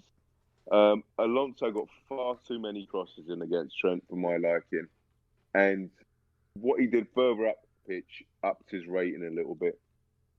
Even though goals don't matter for your ratings. That's what I gave him a higher rating. You listen to what I say. Yeah, I know, but you said before this. What my point is, when it's Trent, it's okay. A goal ups his rating. When it's Mane, it doesn't. I'm just saying, favouritism. You are a proper bitch. Do you know that? I know. Really are. Thank you. Need to let it go. Do you know what? That's the nicest thing you've ever said to me. Can I have your assessment of Trent's performance against the Chelsea game, please, Mr. Burke? He was all right. I didn't think he was that bad at all. And yeah, Alonso got 1 or 2 crosses in, but I don't remember him getting loads. No, it was more the player. It was more the. In fact, I wouldn't be that bothered if it was Alonso. It wouldn't really be Trent's problem. You'd be saying Salah should be closing him down, which is why Klopp was screaming at him to get back and Mane to do more. Because they weren't doing enough tracking back. I mean, Trent's not meant to be dealing with Alonso. He's dealing with the winger. Mount was playing there, and it was Mount he was on. So you think that's a Salah issue then?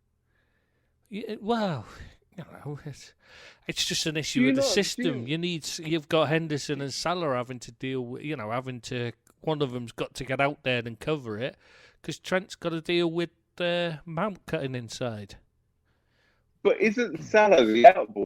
So Henderson should be Henderson's. Exactly, role. That's what I'm saying. You've got to sort it between them. Most of the time, Salah was getting back, especially at 2-1. Once they pulled one back, Salah was getting back a lot more. If you notice. Yeah, he was tracking back a lot. I mean, you can't blame complain about his work rate. But it's just sometimes, you're playing a team like there's always going to be a space. Doesn't matter who you are, what team you are, how many. You've only got 11 players on the pitch. You can only fill up so much space. There's always going to be gaps. Absolutely. All right, let's go on to young Matip then. I didn't think he was imperious as most media outlets are making out. But in crucial parts of the game, for example, could have done more to be a barrier, like we discussed, to prevent Kante's goal, and should have been tracking Mount when he had that gilt edge chance at the end to equalise. And there was a couple of headers he caught wrong side, but on corners and stuff, actually, he was dealing with them. Rather than how they normally all hit Van Dijk. Well, this time they were almost all hitting Matip. So that's something he can't really get wrong, is heading the ball out of defence, from set pieces. But you've still got to be in the right position. You've got to meet it. Yeah. Attack it. You've got to beat your opponent. So Yeah, he as I said, he wasn't as the world beater that people are making out. But I gave him a 7 because he did. He did do his fair share of donkey work. So yeah, I'd go with that. It wasn't this great player that everyone's saying, but it wasn't like terrible. He was caught out a few times, but at other times, like I said, at the dead balls, he was doing really well. So swings and roundabouts. I just don't think the system suits him playing like that.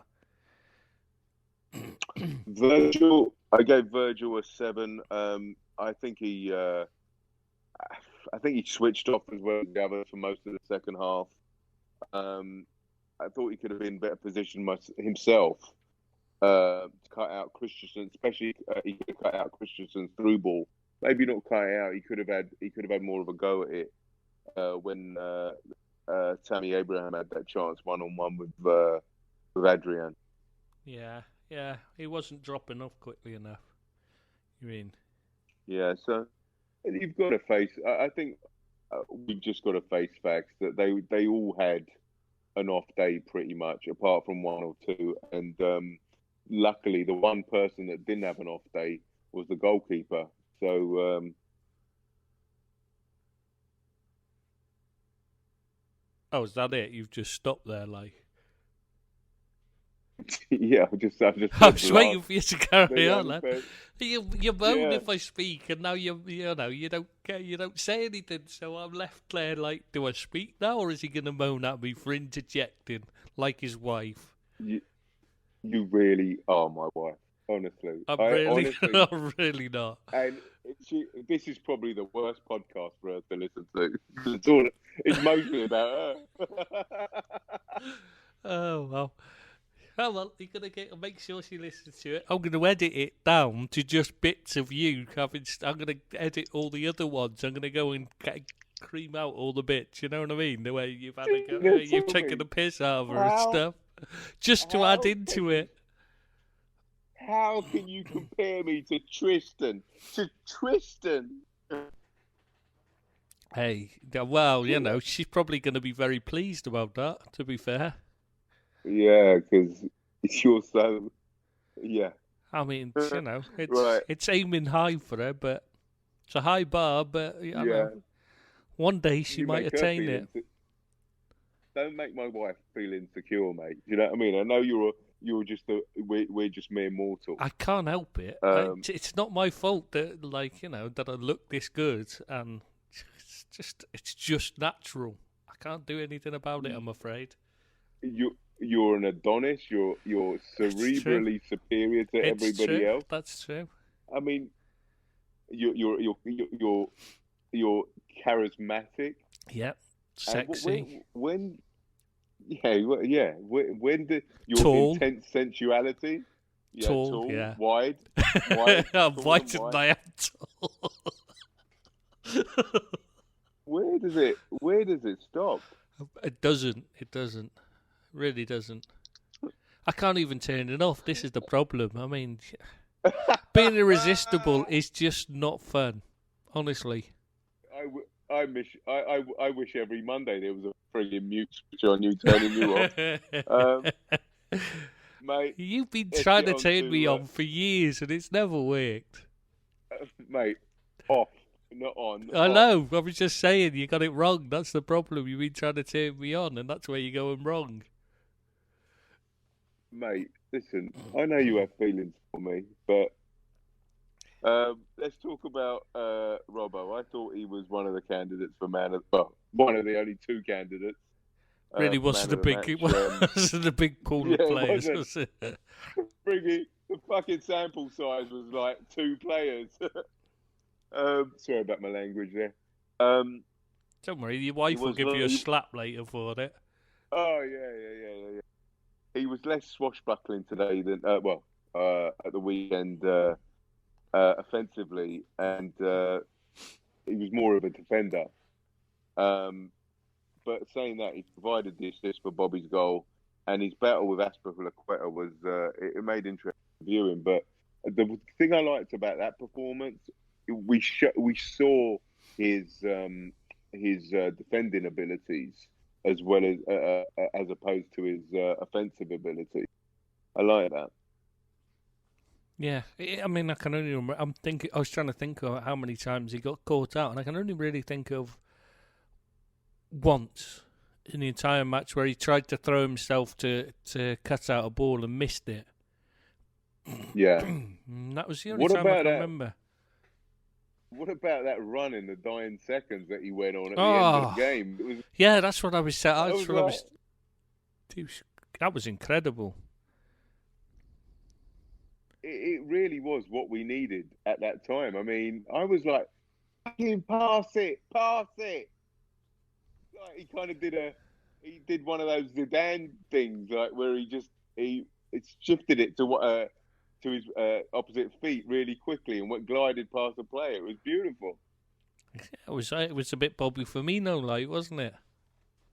Well, whatever. It was skillful anyway. Oh yeah. So what score did you give him? I gave him an 8.5. So that makes him man of the match then, because you gave Adrian an 8. I actually didn't give Adrian an 8. I gave Adrian a 9. Did you? Shows how much notice I take. Yeah.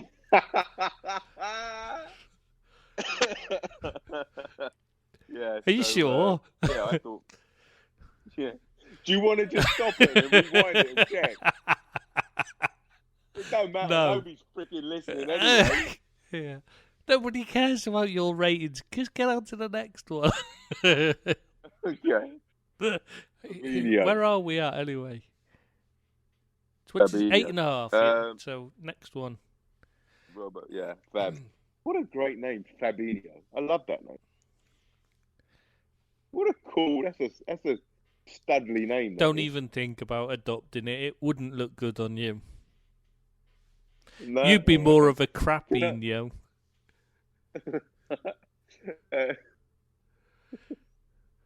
In fact, I'm pretty sure Raphael Scheidt was named after you.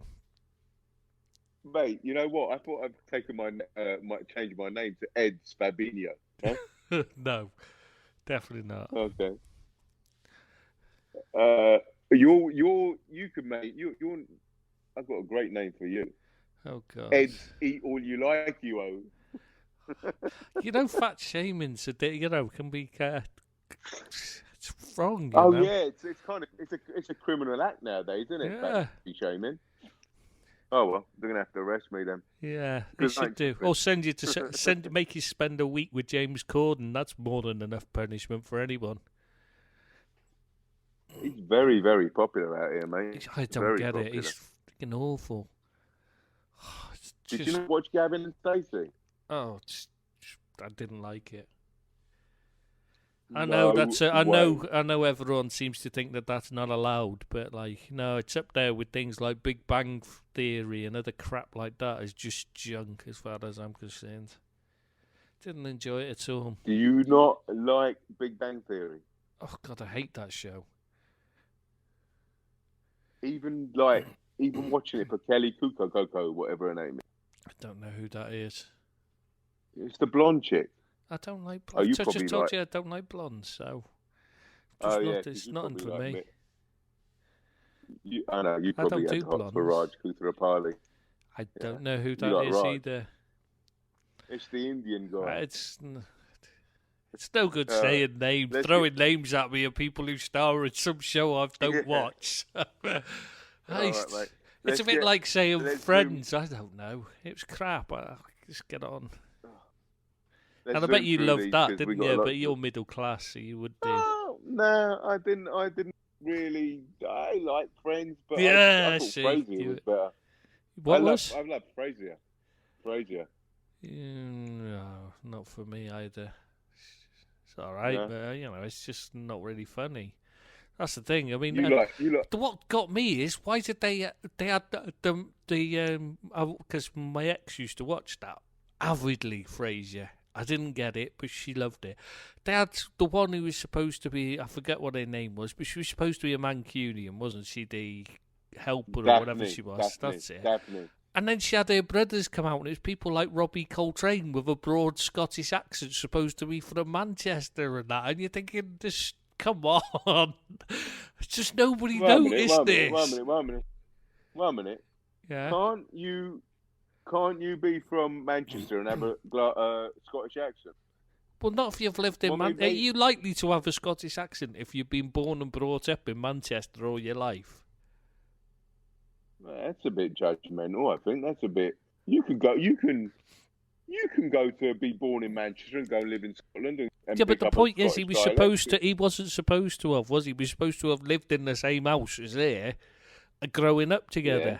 That was my point. Is if he'd have moved to Scotland, in the story, that would have been different. But he didn't. They had these brothers that were supposed to have all been born and brought up in the same house, yet they all had completely different accents from different areas. It was a very, very funny show. I loved it. No.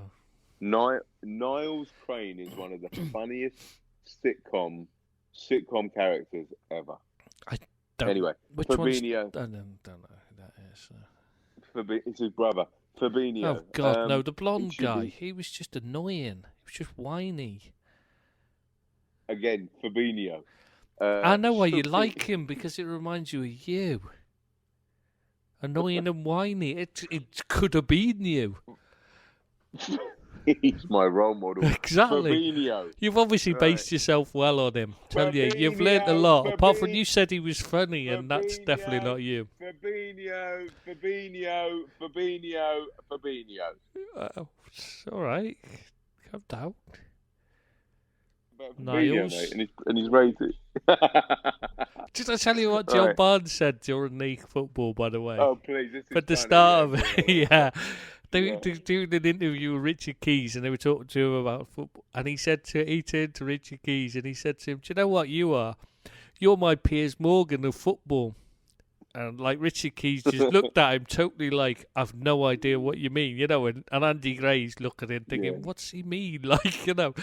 And he says, whatever Piers Morgan says on Twitter, I always think exactly the opposite must be right.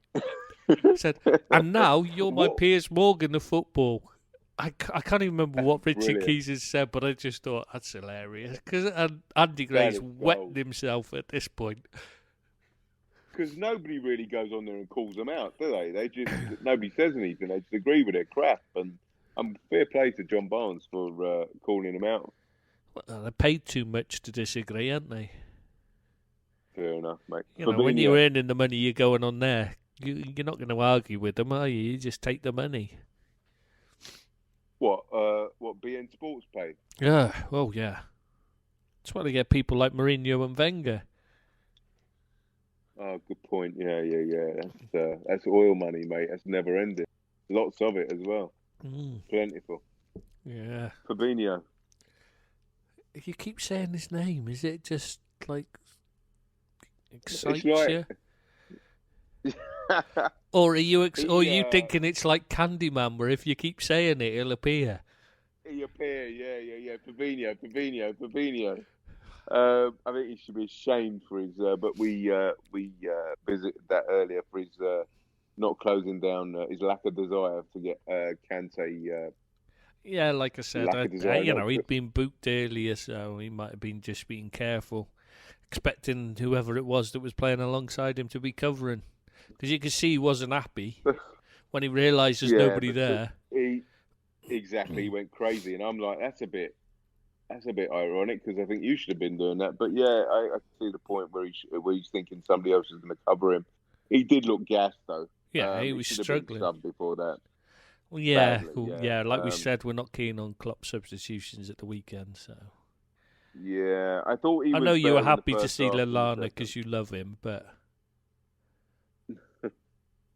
I know he's your favourite. So you were just glad to see him get any amount of time on the pitch, Even though he did do the air kick and missed it completely and the tackle and all that. Good but that's stuff why you that like he him, isn't should it? have been. It's because it reminds you of you.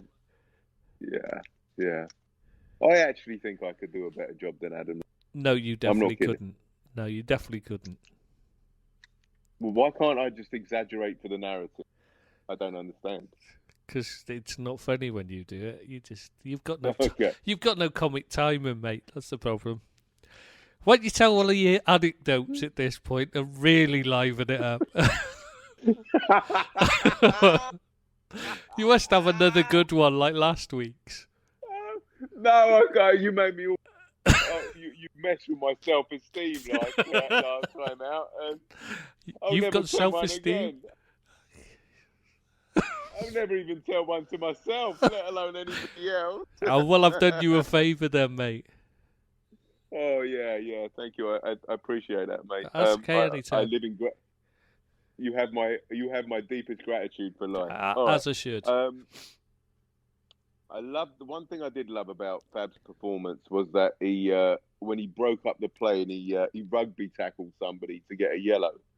Yeah. This is the I mean, and the dark arts. We need to be learning that if we're going to win the Premiership. No, I'm still not keen, but yeah, you know, as long as everyone gets punished fairly.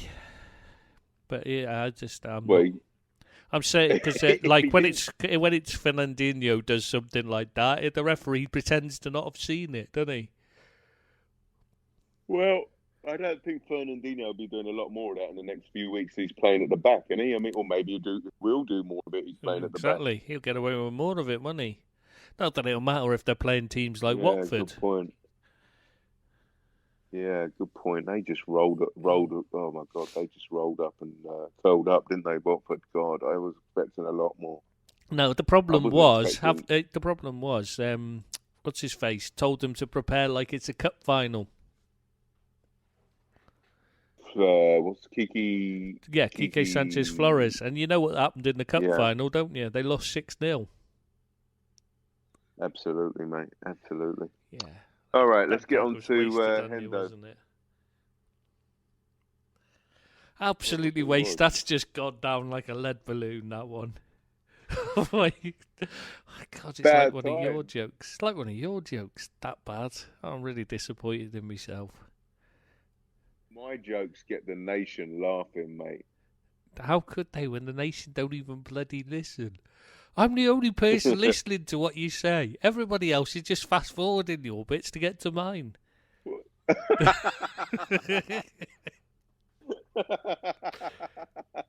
right, mate. Henderson. I like that one. That was quite good for you. He has a bit of everything as captain, this guy. I love this running battle all game with Jorginho. I thought that was hilarious. I actually laughed out loud at many times of the game when him and they just wouldn't stop. They would stat each other all game. They just wouldn't stop. I thought it was hilarious. I thought it was fun. You know, remember that ball Trent played to Hendo and he overcooked it and he just shouted at him and he went, "Hey!" Do you not just remember that? I know what you're on about now. Yeah. With that slide rule pass, I just think I'm glad he's our captain. All right, it wasn't the greatest game from him, but I'm just glad he's our captain. I think he's got everything we need in a captain. Yeah, he did tire though. Definitely slowed up as the game went on. Absolutely, and I think that again, most of them were guilty of it, apart from Adrian and Robbo. So let's move on to Genie. You haven't said the squats. What points did you give him? What points did you give Fabinho? You just kept saying his name. I gave Fabinho a 6.5, and I gave Hendo a 6.5 as well. Right, Genie. He always puts in a shift. It must be difficult for him to chop and change roles for club and country. I think so anyway. He was full of running again at the weekend, but just something wasn't there for him again. Like everybody, he's probably suffering from tiredness, in my opinion. I thought he looked out on his feet, and then suddenly he popped up and does something. And you think, oh no, he's not. So yeah, he's one of those. He just seems to always find a bit more energy, but he definitely wasn't at his peak because he wasn't sprinting around the way he normally does as much. He did. I mean, he did at times, but not to the same level as when he's at his best. He was a bit laboured. Yeah. The week off will definitely do them some good for sure. I mean, home to Sheffield United, I think you'll see a different animal. It just, you could see the lethargy really. You could really see it in all their play. Okay, moving on. Mo, bad day at the office. Not much came off for him. What score did you give Ginny? I gave him a 6. All right, okay. Sorry, it's not that I'm not listening, or I'm not sure whether you said it or not. Yeah. Sorry, mate. Yeah, Mo's had a 6 off me as well. I think he was on the periphery all game, trying to. Surely he got an extra, trying too hard. At least one more point for that back. That roll across to Trent to score. I mean, we've just said how great it was. He's got an 11 stat, yeah, but. Or is the 6 for his 6-pack that they were showing off the other day? Did you see the celebration? Did you that's see what I mean. Celebration? Yeah. Oh my God, that was such a funny celebration. Who was it? It was Virgil and Bobby, wasn't it? I thought it was. No, it wasn't. No. It's Robert. No, you didn't see. I'm talking about. Oh, the celebration. Sorry, yeah, I thought you meant who was it? Yeah. No, it was. Yeah, it was. I love that. When they were, so that funny. was. And right behind them was Mo when he came. As soon as they did it, the first player coming up behind was Mo. It was hilarious. Yeah, that was a good one. That. Love that. It was so subtle, but so funny. So funny. I love that. Actually, I'm going to go and have a look at that again. So yeah, he got a 6, and I mean, what can you say? He'll have bad days from time to time, but he's been a match winner for us on so many occasions. You can let him off one, like exactly. Virgil. Yeah, exactly. They're allowed a bad game every so often. They're only human after all. Yeah, exactly. Unlike myself. Next, yeah, because you're immortal. I'm next perfect we every give, time. we come to every single time. I gave Sadio a 6.5. It's not the Mane we all know and love, but he still had a positive effect on the game and could have grabbed a couple of goals for himself. Chelsea, to be fair, did a good job on both of them. So, thoughts? No, it's just that I'm agreeing with you, to be honest. I don't like doing it, so I didn't say anything. Kind of stuck in my throat. This is the problem. I got such a sore throat now. I don't know what it feels like. I can barely swallow now. I've done that. That was horrible. Mate, Don't make me do that again, please. I'm going to need to gargle salt water to clean my mouth out or something. It's just wrong. I gave Bobby a 7. He was involved for most of the game. He scored a goal. Would have had another 2 had Kepe not been in the mood. I thought he was always he was a willing outlet, and chase back and that. Yeah. I suppose. Exactly. Yeah. It's very difficult to give a point score to Bobby because it's like so much of what he does. He's so hit and miss sometimes. Yeah. It takes away from one thing. What he does when he's running back, it takes away from his attacking thing. So you could just as easy say, but I've got to take half a point off him for chasing back because he wasn't up front when the break was on and things like that. So it's really difficult to judge him at times. It really is because you could give him half a point for tracking back. You know, Yeah, 'cause exactly. he That's what I mean. back so many times. Yeah, yeah. But hey, as I say, there'll be a different And he animal next scored. week. So absolutely did, and he could have had another one. Well, I was lucky. Milner, Gomez, and Lallana didn't really have time to make a mark on the game, so I haven't. What did you think of going to a rated back them. three? The end. I thought it was a stupid idea. Yeah, you know, I said that. He used to do it before because he was doing it last season a lot, wasn't he? Going to a back three, remember? But it was always Matip he was bringing on now. Matip, yeah. Oh, I just think that hated invites it. pressure. Yeah, It just exactly. invites pressure. It really does, and I think that we can't play it. To be honest, No, with it doesn't suit our players at all. Because what happens, I think, with the back three, Virgil, isn't the focal point, and you've got other two people kind of like making their own decisions rather than Virgil mostly telling them what to do, kind of thing, you know, and marshalling them. So it just dilutes the effectiveness of our play. Yeah, I just think he's still, you know, they're perfect for a back four. We've got a really good back four. It doesn't work when it goes to a back three. Suddenly you're pushing two players further forward when they don't need to be further forward. They're already, if anything, too far forward anyway, the fullbacks. I can understand in that system with the back four we played that the midfield gets more resolute. I get that. But it doesn't because they tend to just like, you know, there's more of a gap down the wings then. So you end up with when you go to a back three.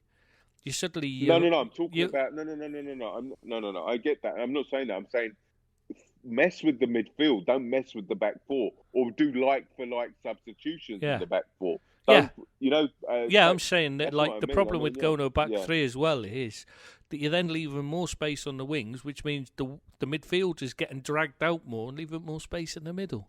I'd much rather have brought somebody on to drop in a midfielder. From the from a forward, things like that. Yeah. For me, that should have been. I think Shaq could have come on for either Mane or Salah. Oh no, and I think no, because he doesn't defend. Well, you say that, but the last couple of substitute appearances he's had, he's been doing a lot of tracking back. Yeah, but he doesn't. He tracks back, but he doesn't do anything. He can't defend. It's just not in his nature. He doesn't know what to do. He just ends up running about like a headless chicken and achieving nothing when he's tracking back. This is the problem. He needs to be would have been an outlet in a free role in the middle. Yeah, but he would have been.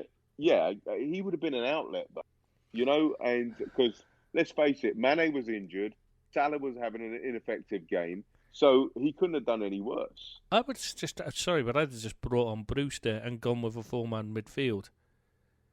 You know, taken off Salah and Mane, and brought on two midfield. You know, brought on a midfielder and Brewster played Brewster with Firmino off him, right? And go with an extra man in midfield, extra body in midfield.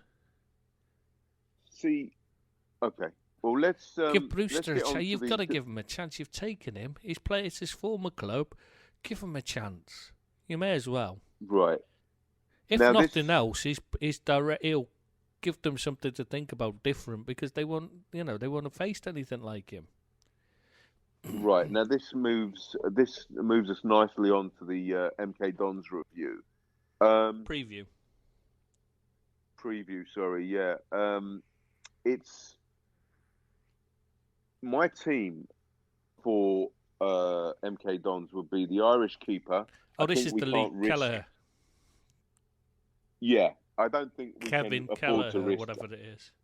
Kelleher, yeah. I don't think Kevin, we can afford even though it's spelled Keomin or something. Called, yeah, Kevin's good for me. Yeah, it's how it's pronounced, apparently.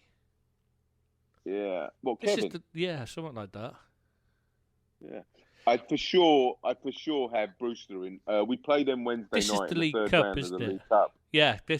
While exactly. we're on the subject, the League Cup, before we get started on this, just wanted to say it's a bit of a thing because the French have scrapped their League Cup for this season because they couldn't get a TV deal for it.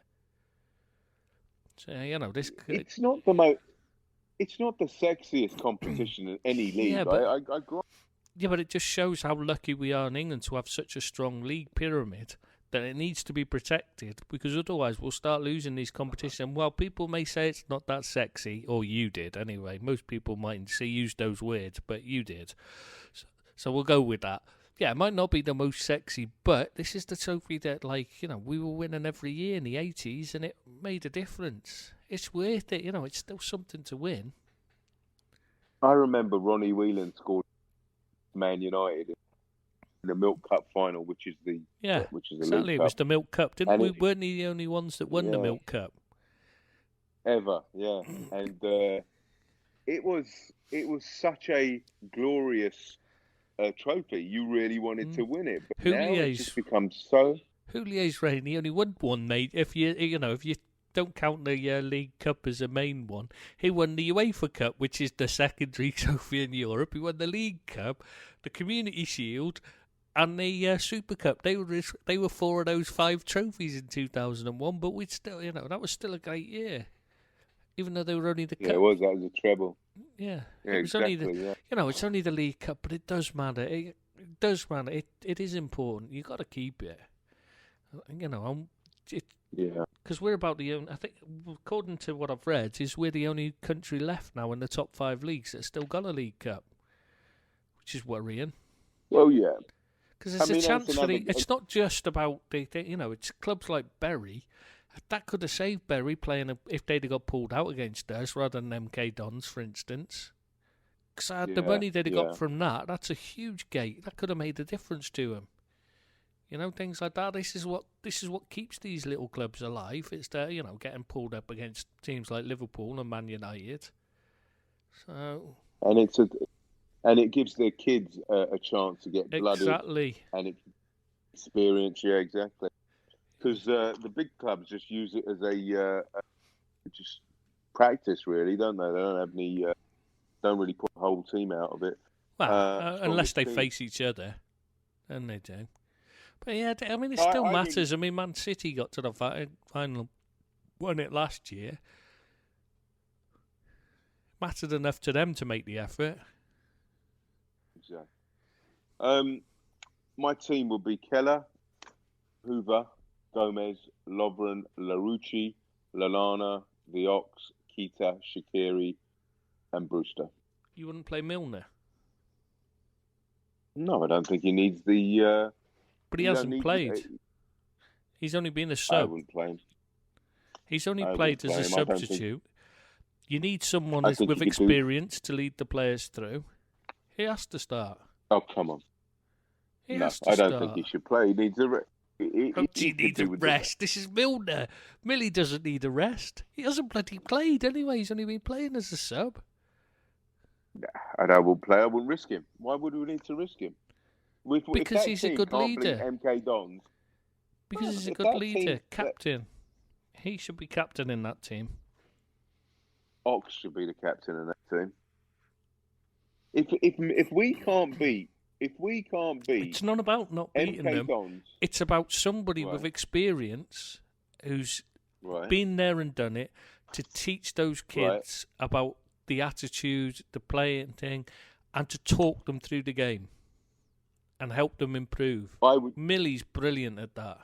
He's not the best. He's not going to scream and shout like Hendo does. He's not the best at that, but he's very good at inspiring others.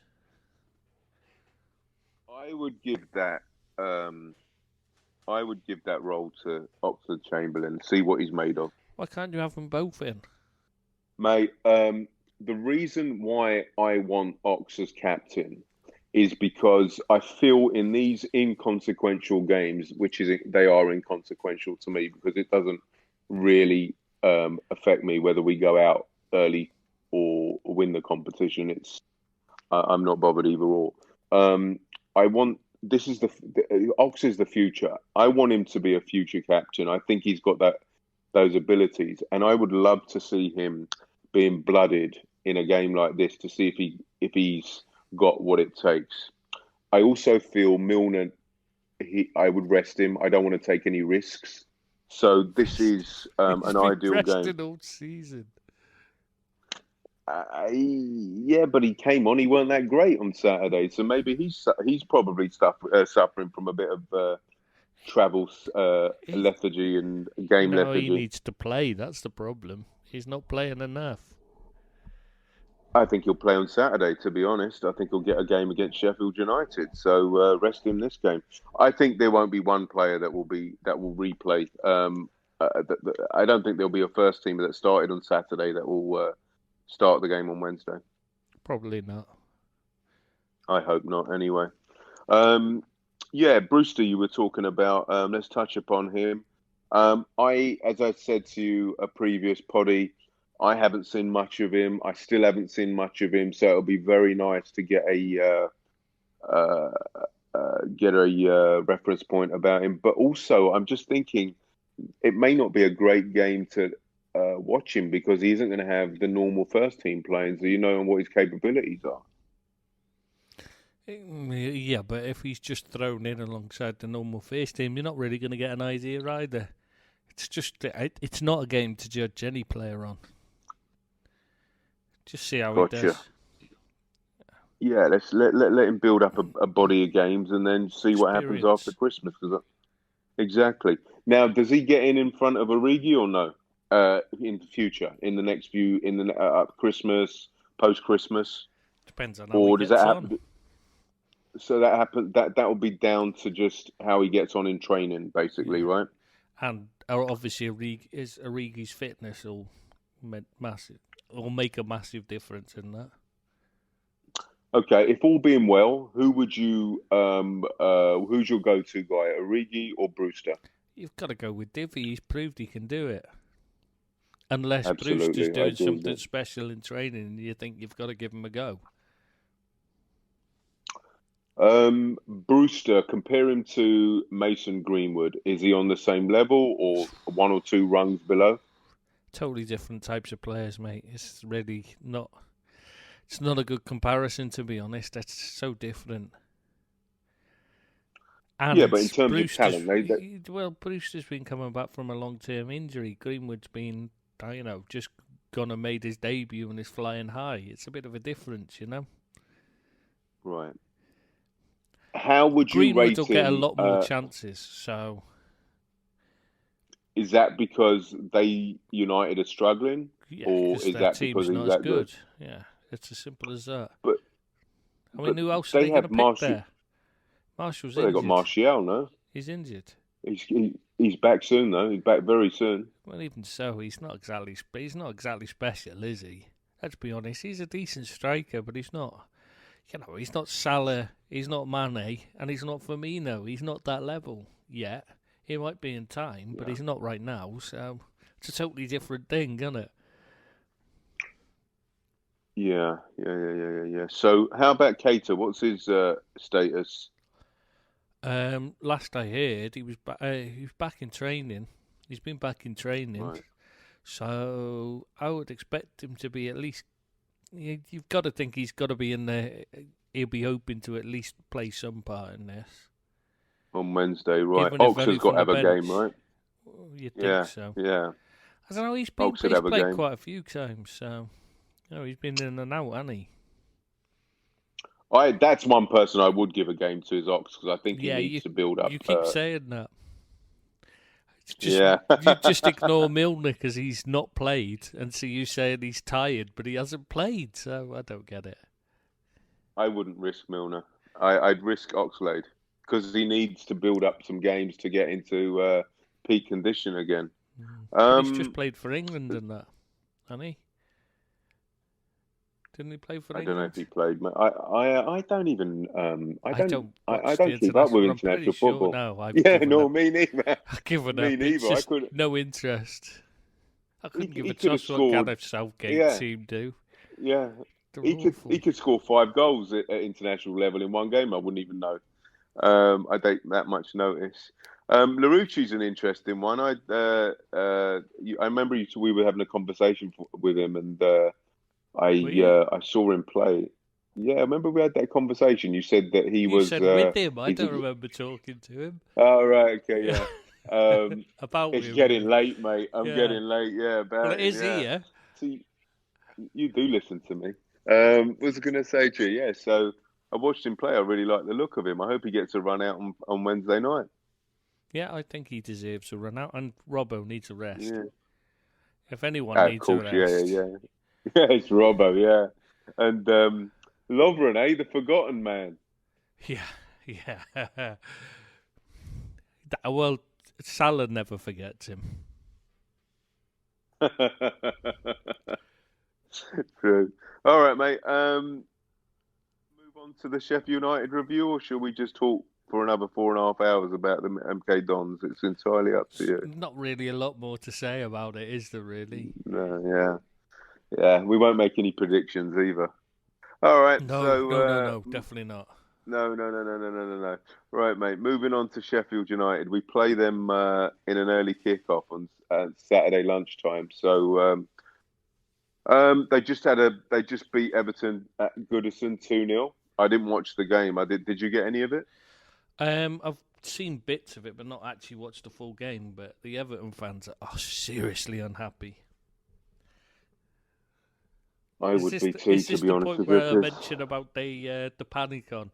Ed 25's got a panic on because somebody said to him the replacements for the possible replacements for Silva are Big Dunk or Jose Mourinho. Jose Mourinho. Yeah, that's who he thinks they want to replace him. Right. That's never going to happen. Well, he'll be waiting for Real Madrid, won't he? He's Yeah, got but that soon. Everton. Why would he want to come Everton? That's an absolute given that he'll get the Madrid job if Zidane gets pushed. But why would he get? Everton haven't got enough money for him. Exactly. Yeah, but these are Everton fans you're talking about. They don't seem to live in the real world. I mean, when deluded. They're talking about like it's Jose Mourinho or it could be Duncan Ferguson. I mean, come on, when you start looking at this is what they think it could possibly be between. It's not exactly a big argument, is it? You're not going to go with Big Dunk if you can get Jose Mourinho. So obviously, there's something seriously wrong if they think the choice is between those two.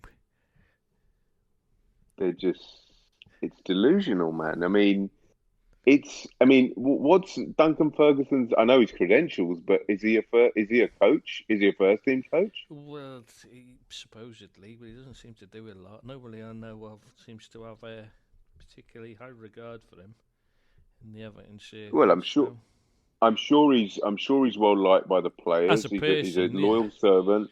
Yeah, exactly. But as a coach, I wouldn't. I wouldn't want to. And that was the other thing. Ed 25 got a bit excited because he got a text to say Rafa Benitez had been seen at the airport, Liverpool Airport, and I had to point out to JLA. I had to point out to him that Rafa goes home every weekend to see his family, pretty much. Not every weekend. I'm assuming this, but he flies home after games to go and see his family. So it might not mean anything at all, so it's no point getting excited. As much as I'd love Rafa at Everton, because that would be the biggest ironic football joke ever. Well, how are they going to sing Rafa Benitez, as they kept chanting instead? And he's just a fat Spanish waiter, they were chanting at him. What are they going to do then? They're never going to shout his name, never, ever. I don't know, but it might be a good start. They're never going to sing it. To get rid of some of that bitterness that's built up between the two, the two sets of fans. Because both will be chanting for Rafa, because Liverpool fans still love Rafa. Yeah. So I'm like, and he'd do a job there. He'd certainly be a step up from Silva. 4 or 5 steps up at least. And I think Rafa would go there, to be honest, because it's set up for him. He's got a home on Merseyside. His family love it there. I mean, but then he's also got a 13 million a year contract with a Chinese club. That's and he loves Liverpool, so I can see the merits of. Yeah, I think it'd be a good choice for Everton point of view, but I'm not sure it's a good for Rafa because it's like he's only just gone to China and that. But then again, he might not. he might be unhappy in China. He might not like it out there. I don't think that'll happen. If it happens, it'll happen at the end of the season. I don't see Rafa breaking a but I can't see contract Silva mid-season. going before then. Yeah, and maybe they'd have Duncan Ferguson in till the end of the season, God. and then take it from there. Surely they could just bring back Unsworth again. He did a decent job last time, and I'm sure Fat Sam's available. Oh, And they loved him there, didn't they? Yeah, I wouldn't wish him on my worst enemy, mate. So yeah, Billy. So Chris Wilder he's done a decent job at Sheffield United, hasn't he? Yeah, I mean they're very over physical and that, like, you know, they do tend to kick you out of the game if they can, but they play into their strengths. Yeah, but I was going to say, and they try and equalise the disadvantage of having only a few peanuts to throw at players as their spending policy, like, because they haven't got real money, have they, to spend? So yeah, he's done it. You can't argue with his job. It might not be to everyone's taste, but sometimes when you watch them, they play some nice football. Yeah, he's got them playing some overlapping centre backs. That's quite interesting. But we'll see what happens when they open up against us, and see if we can't beat their over physicality, and I think we'll find some spaces. Yeah, I quite like the way they play, to be honest, to watch. Well, they can't be mugs. They've gone. They went up to I was going to say they've gone up to Everton and won 2-0, but they've had some decent results so far this season. Yeah, they're all right. He's doing a decent job there. He's got them playing for them. I mean, when you consider the quality of the players he's got, not one of them you'd look at and go, God, I'd love to get him in my team. There's not one, not even one that you'd say is going to step up and take, and jump into another team. So I like the Billy Sharp story. I like Billy Sharp. Yeah, he's played in all the leagues, and now he's in the Premiership. I like that. He's a local boy as well, isn't he? Yeah, he's a local lad. Played with a mate of mine. I have fond memories. Donny. I have you don't lie. You ain't got any friends. I have fond memories of Sheffield. I have family there, and I like the ground is so dilapidated. I cannot believe the Premiership, the Premier League let them play use that ground. It's horrible. It's a real family. Yeah, you lived up the road, didn't you? Yeah, I lived in Donny. Yeah. It's I like the city. I like Sheffield a lot, to be honest. I've had some fun times there. I really like it. I hope they stay up. Yeah, I liked it. What didn't you like about it? It was just a bit like, it was just all brick, wasn't it? In the middle, like, there was nothing. Well, it was depressed for a long time economically. And after the steelworks closed down and everything, it wouldn't. The majority of steelworks, it wasn't thriving economically, and now they're just getting back to their feet. Oh yeah, I'm not talking about the people. I'm talking about the actual look of it. It's not like a lot of it was newish, and it wasn't like nice new. If you see what I mean, it was a bit red brick. Yeah, you know what I mean. It was just a bit samey. What the bits I saw anyway. I didn't really take much notice, to be honest. Compared to Donny, it was just so nice to be anywhere but Doncaster. Like. I remember once going to Doncaster. My cousin was getting engaged, and we got to the engagement function hall, and we got there, and we thought it was a fucking joke. We just like, "Where's the function hall?" And they're like, "Yeah, this is it." It was the. And yet you go just outside Doncaster, and there's some beautiful countryside around there. Oh, it's amazing countryside, isn't there? Yeah. Amazing. Do you remember? Why are we talking about that? I don't know, but do you remember there's that Snake Pass? Did you ever go on the Snake Pass? I don't know. I might have, but my memory for now, I wouldn't have known the name of it, to be honest. Even if it was a country road between Manchester, the quick way to get to Manchester. Oh yeah, they cross the Pennines, isn't it? Do you mean? You've gone again. What have you done this time? Oh, please. Oh, Jesus. So I'll have to carry on my own because he's gone again. He did this a minute ago when we were about to start, and he just went silent, and we don't know what happened to him. And now he's just abandoned me again. So I'm just going to be showing professional and jump on to a different... What were we talking about now? Oh, sod it. I'll just pause it. I can't be bothered. Oh, is he back? No. He's gone. He's back. He'll be gone again in a sec because he's useless. Fuck, I don't know what's happening here. I haven't done anything. It was the same thing. It's all right. I kept it going. I didn't, I kept on. I just kept going. Good man. Just kept talking. Good man, all right. I completely lost where we were at, but that's why I couldn't carry on any further because I couldn't remember what we were talking. Are you recording now or not? Yeah, I'm still recording. I never stopped it. Oh, right. Okay, fair I just enough, kept mate. talking. So... I was going to carry on to the next segment, but I couldn't think what we were up to, like what we were actually talking about before you started on about all right. Donny and Sheffield. I think we're up to miscellaneous now. Is this the... I think we've given up on the preview of the Sheffield United game, haven't we? Yeah, exactly, yeah. But the scenery around it's nice. That's what we've got to. We've got to... It's a shithole of a ground, but there's some nice countryside if you go 20 miles south or west or east. Yeah, well, that's it. Sorted then. All right, mate. All right, let's talk miscellaneous. There's a few points we need to talk about. Do you want to start with Italy or Peter Beardsley? Ooh, they both go together, them, don't they, really? Absolutely, yeah. Let's do Peter Beardsley. Yeah, okay, Peebo to start with then. All right, mate. We've got he's had a 32-week suspension from all forms of football for essentially being racist, but nothing. But they said he wasn't racist. You got to remember that, which confuses me. They say he's racially abusive, but he's not racist. I mean, you either are. And he said, what gets me is they're saying it's just banter, he's just out of touch, that kind of thing.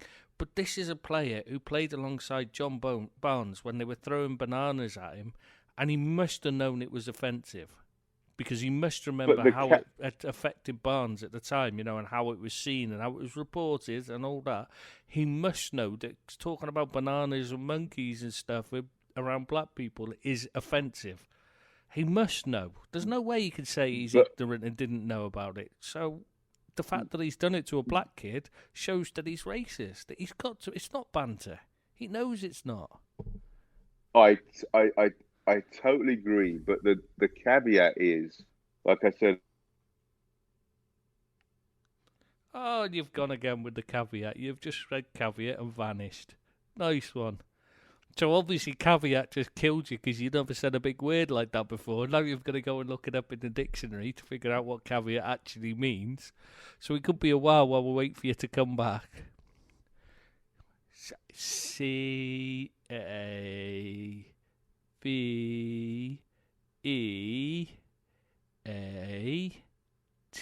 Now you can find it, Yeah, he's still not back though, so... Still looking up caveat, so I'll have to carry on. Yeah, I just think it's just ridiculous to suggest he's not racist. He comes back. I think he's back. Are you back now? Yeah. Has Beardsley? Did you look up caveat? No, I didn't. Yeah, it's a the word Barnes has said. He's out of touch. He's not racist, pretty much, but. What he said is not acceptable. It was 20 years ago, but he's from the old school.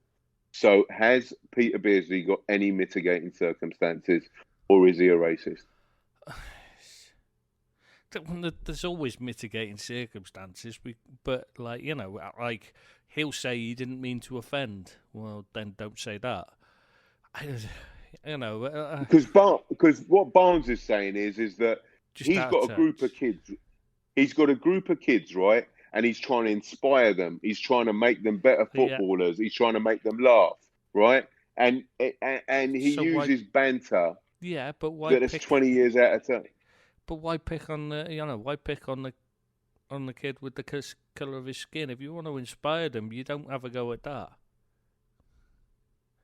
That's if you want to, make them hate you and try and play just to prove you wrong. Like if you're slagging them off and saying they're crap, that kind of thing. Then you call in there, like a sergeant and major they'll do in the army. They'll make you hate them first, so that you all get together hating them, and then you work together against them, and then they start to inspire.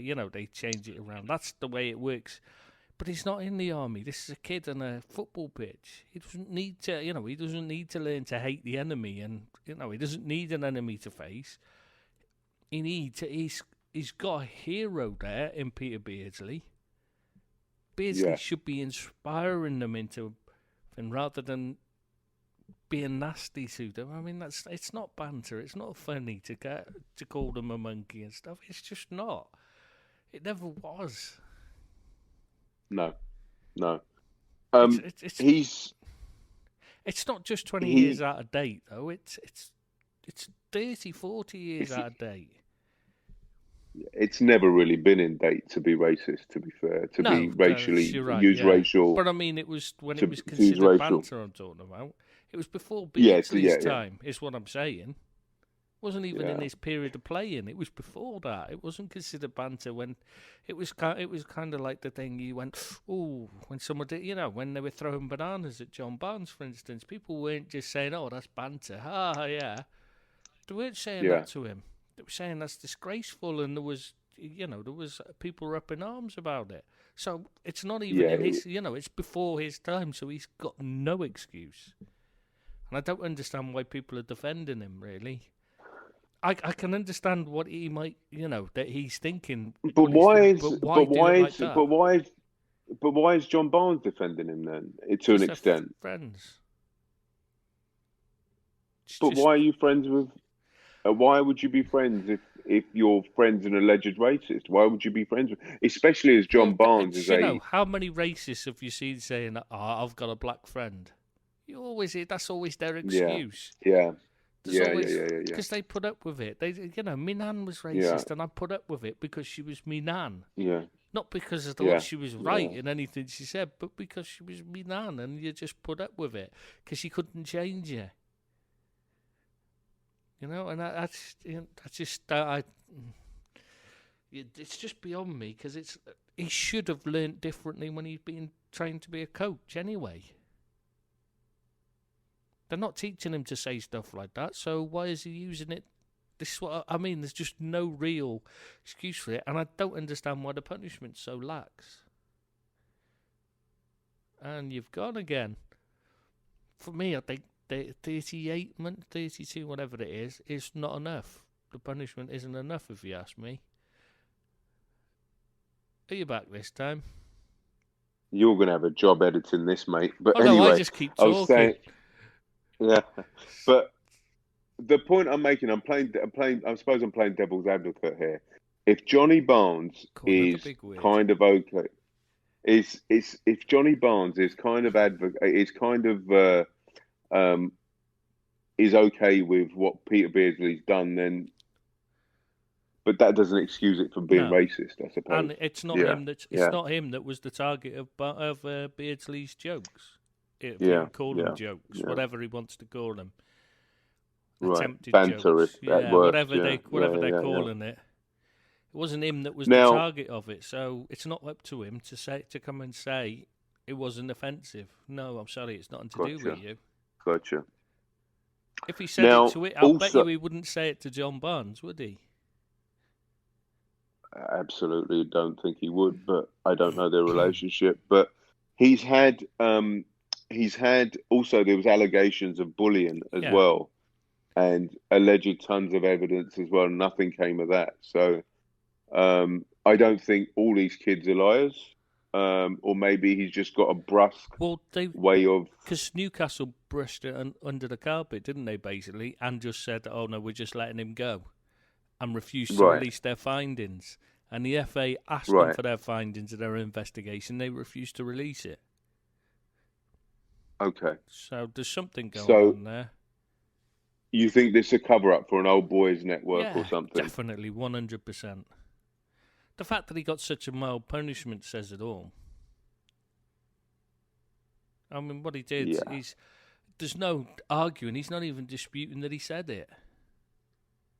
Oh, he hasn't, has he? Okay, that's interesting. And he's only got a 6 month punishment. No, it's not even that, is it? It's 6 months. Yeah, And the rest. It's what, 30, what was it?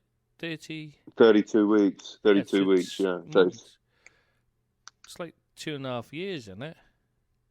Months? what? 32 weeks. Oh, weeks, sorry.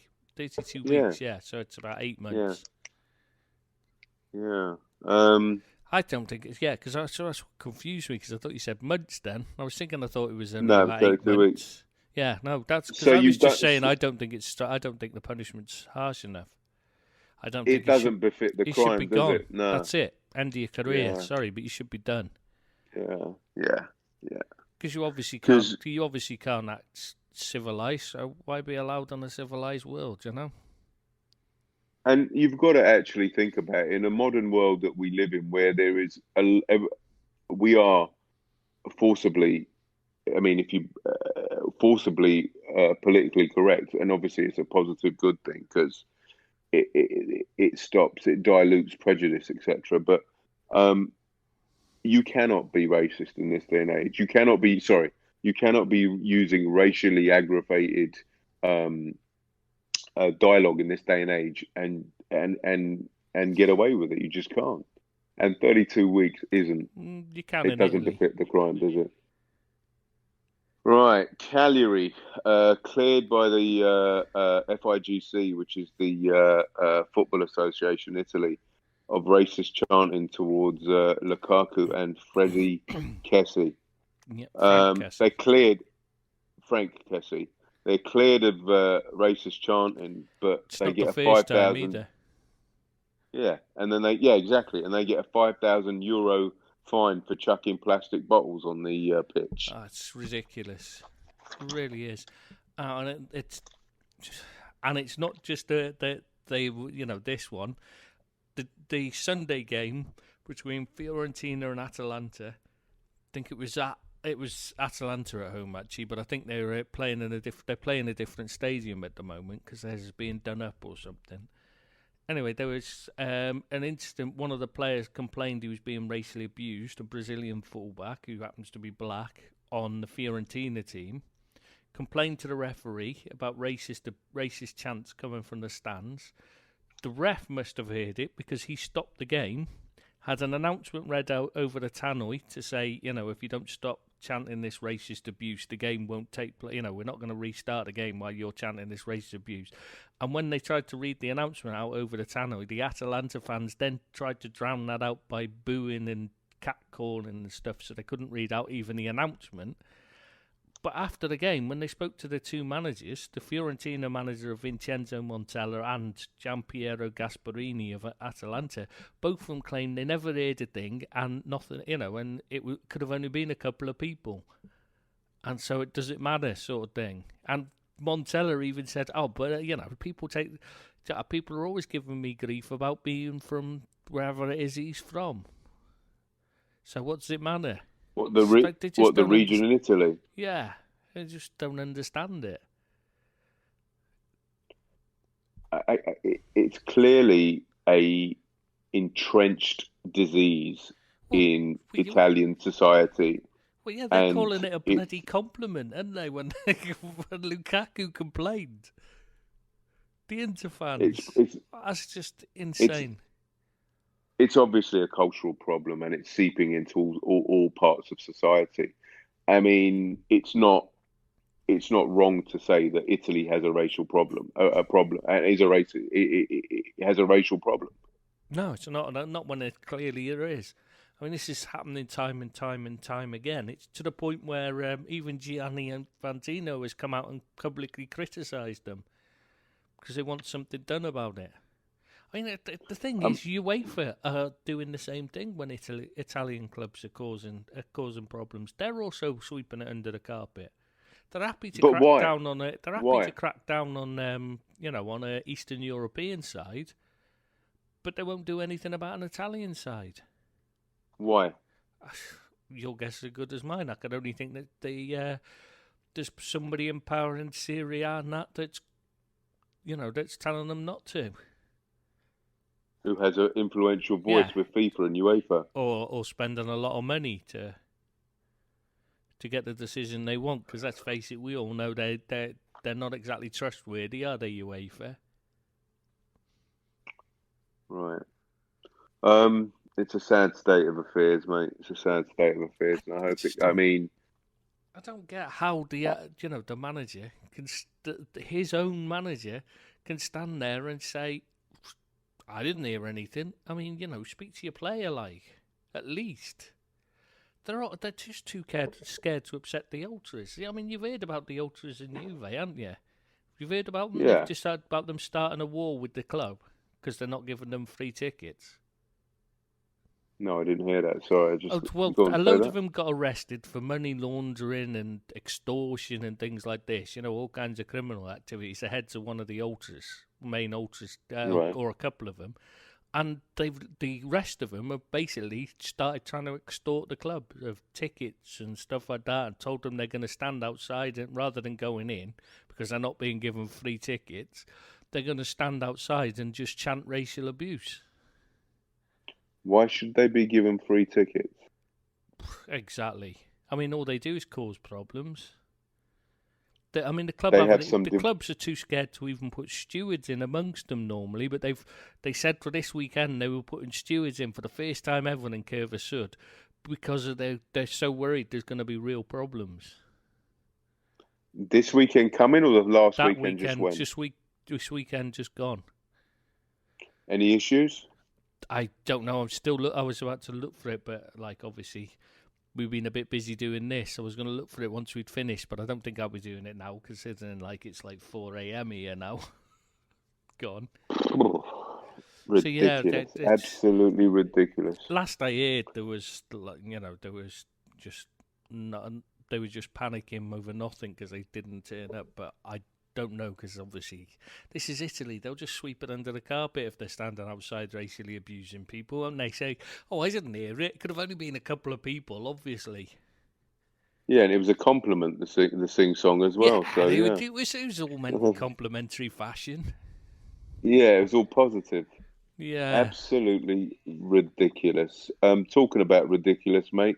Rick Parry, EFL chairman. Oh God, yeah. It's just insane, isn't it? I mean, when does he start? Well, they've got to ratify him, haven't they, the board? But they're expected to do it, I think it's this week. I think they've got the meeting. Why him? Why would you want him? I have no idea, mate. I've absolutely no. So he's in charge. Experienced leader and stuff. Yeah, he's experienced, but he's crap. The guy's a clueless, inept, absolute utter moron when it comes to football. He knows nothing. I would put they mean the term loosely when he means experience. He absolutely destroyed our club for a few years. Well, he certainly came close to it. I mean, he dragged us down, brought in Hicks and Gillette. I mean, the only thing he's interested in is what he's putting in his wallet. That's all he's interested in. And the EFL are in a mess, and they're bringing him in. I mean, he's going to have to deal with things like Berry and Bolton and that. I mean, Jesus. You just fear for them. The lot of them. You see more clubs going into receivership then? Yeah, there's no way he'll know what to do. So he's in charge of the championship? Yeah, and the one below. It's probably no wonder they're threatening to quit, isn't it? Great day. They go off on their own. Give them a few weeks of dealing with him. League. Yeah, give them well, that's what they're threatening. Because of the TV deal, the last TV deal, they're threatening to create a breakaway league. Premier League has said, well, we're not that bothered about having a Premier League too. Well, we'll go on our own then, is what the Championship clubs have basically said. And once give them a few weeks of working with him, and it won't be them talking about it, it'll be them doing it. Guys, hilarious. I mean, you just wonder, who picks these people? I mean, how does he even get in the running?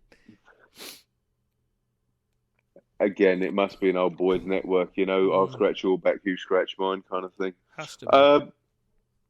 Tell me about this Edinburgh Derby thing that you touched upon. Yeah, I just wanted to say it because it just tickled me. This the whole of the Edinburgh Derby fans were united in the game at the weekend because they were singing to Craig Levein, "You're getting sacked in the morning." All of them, both Hibs and Hearts fans, like. But the best thing of it was that when they interviewed Craig Levein afterwards, and you've gone again, but I'll carry on anyway because I may as well carry on without you because it's only what happens, right? Anyway, they spoke to Craig Levein after the game, and he revealed that he's director of football and manager at Hearts at the moment, you see. And he's revealed that he's had agents calling him, recommending candidates for the Hearts manager's role, not realising that he's like the same, does both jobs, so...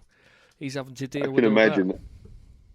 I can imagine that phone call. The job's already taken. I'm doing it. Yeah, it's like kind of that Hearts. The manager's role at Hearts. Yeah, I kind of do.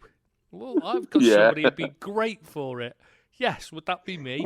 No, wasn't thinking of you. When did they advertise that role? News to me. Well, wait until he finds out. He's going to have to sack himself soon. That's the thing. Talking about people getting the sack, Ole at the wheel. For how long? They can't sack him. He's doing a fantastic job. Did you not watch him at the weekend? They actually should have won that game. I know they didn't create much, but they should have won that game. Really? They had a lot. The Matter had a gilt-edged chance. Maguire should have scored. Do you think they should have won it though? I'm not convinced. Yeah, they were. I mean, Matter should have scored, and Maguire should have scored. That would have put them 2-1 up. Yeah, but it's just like watching Jose Mourinho's side, but without any decent players. They're still they're not, they're not high pressed. They're not exciting. This isn't even a joke or anything.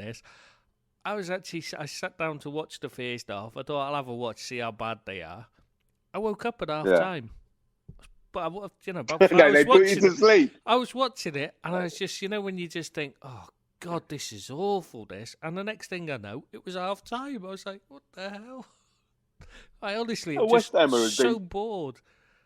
No, well, yeah, West Ham, good side, but they didn't play well in the first half. It was dire stuff the first half, and then they came out with the second half and played much better, didn't they? So, but that Yarmolenko's stepping up. Yeah, Yarmolenko seems to be stepping up. Yeah, they missed him while he was out injured, didn't they? That's been a big thing. Big time, yeah. Massive plus for them. Massive plus. They're looking really I like good, him as well. Actually. I fancy them to push it. If any team's going to push into the top 6, I think them. I can't see Leicester. Yeah. Simply because they got Brendan Rodgers and they'll start good. But he'll soon get over his philosophy and they'll be passing it around, and nobody will go forward. And that just doesn't suit the players they've got. And, they can't... You know what he's like organising the defence. They'll soon be Brendan's and they'll slip down the table. So I can't see them breaking the top 6. So West Ham's the one, I think. He's got some decent players in there as well. I must admit, I like the Leicester team. I like their player. I like their squad. Yeah, I like that. What's the Yaruch? What's his name? Is it the Turkish guy? He's a defender. Suuncu. Suuncu. Yeah, I like the look of him.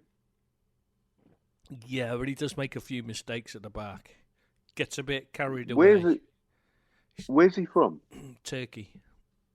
He's Turkish, yeah. I think he could develop into a really good player. Yeah, he needs to learn when to get rid of the ball, and he's not going to learn that under Rodgers. Rodgers, exactly. Yeah. I'm going to say, he won't learn positional sense or organisation or anything like that under Rodgers either. Yeah. Where do you think that United will finish? Do you think they'll get top 4? Well, if they do, it's only because Arsenal, Spurs, etc. are so bad. This is the problem. It's the rest of them.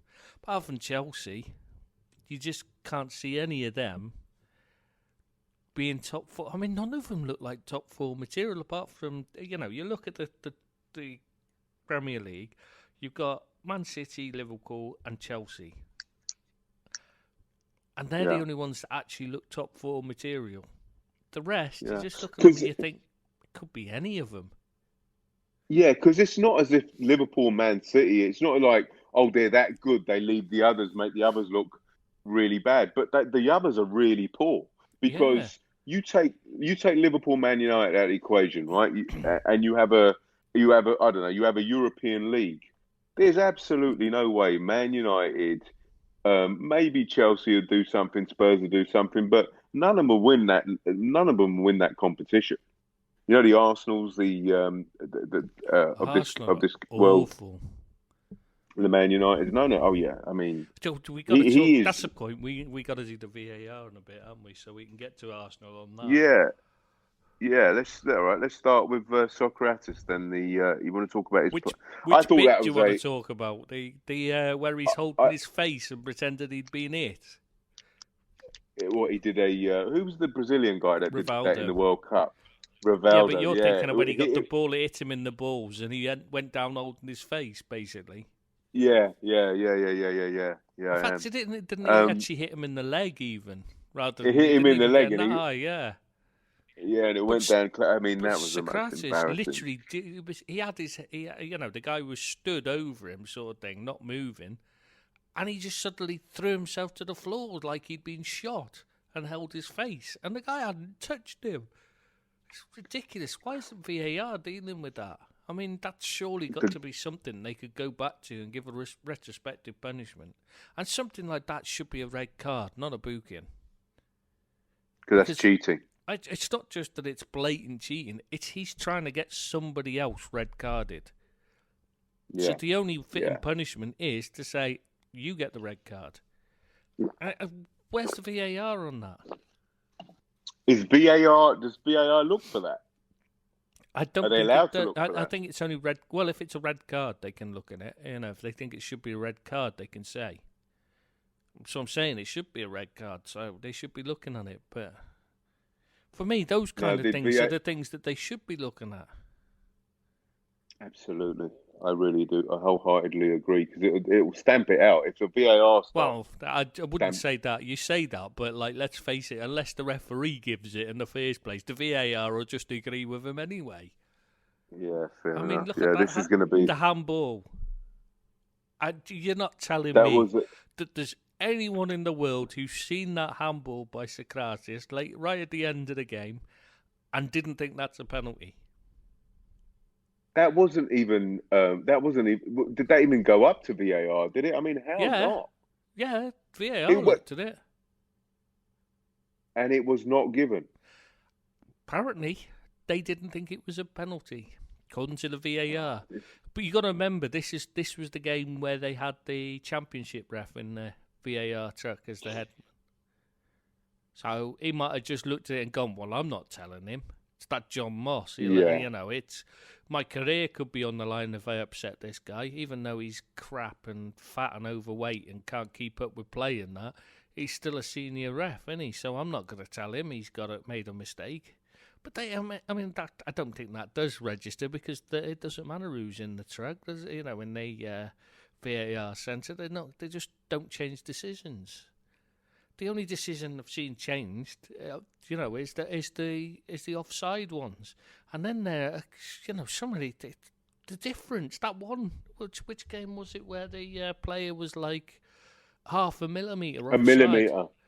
You couldn't even see it, even when they showed it. I still can't see how they can say that's offside. You can't see it. Was it the Leicester versus who did Leicester play? Oh God! At the weekend. God.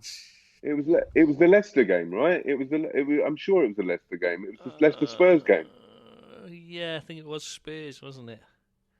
It was a Spurs player, wasn't it? There was offside. Son. It was Son, wasn't it? Given offside, and you're thinking, how can that be offside? I mean, there's no way you could see a difference in it. It was millimetres at best, and they'd said they weren't going to give it for those millimetre decisions anymore because of the difference in the calibration could be more than that anyway. So I don't get why they did it.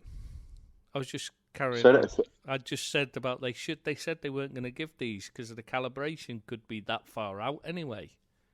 So they weren't going to because give the these guys tight the guy decisions. the guys drawing a line across, and people are saying what they're saying is that he could be a millimeter off himself. Yeah, as well You as know, when he's being drawn off that when it's line. calibrated. Yeah, and you've also got Exactly. which frame. It's got something like 28 frames a second or whatever it is. I don't know how many frames. I'm just Right. guessing a number. I'm plucking a number out of there. But there's like however many frames a second. The frame it stopped on makes a difference. Yeah, it was the Serge Aurier goal against Leicester, and they were 1-0 up, and he scored. It would have been 2-0, and it would have been game over. Yeah. And then the one Yeah. against you've got the one against us. I mean, he's given offside. Okay, he was Right. offside.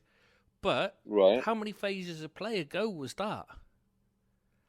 Now, Yeah, but it when was. Man City Yeah, but scored... Yeah, but no, what I'm saying is, when Man City scored one, and in the build-up to the goal, when they won the ball back, it was a clear foul, blatant foul, but the referee said, the PGMOL said they couldn't look back that far because it was in a different phase of play.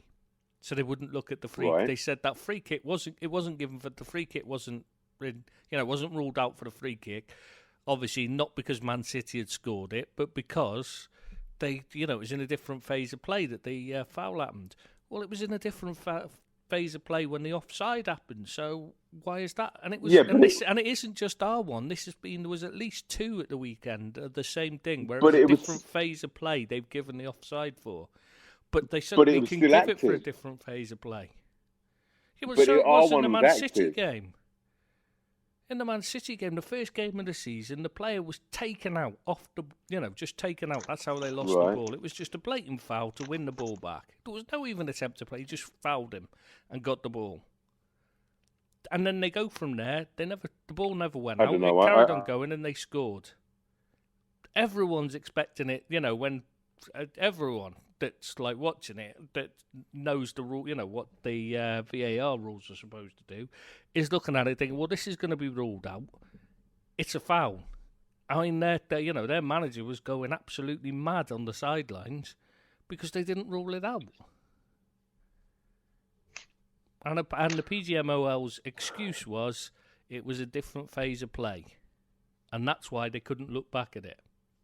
But they can look back at a different phase of play when it's an offside. I mean, where's the justice in that? Where's the point in that?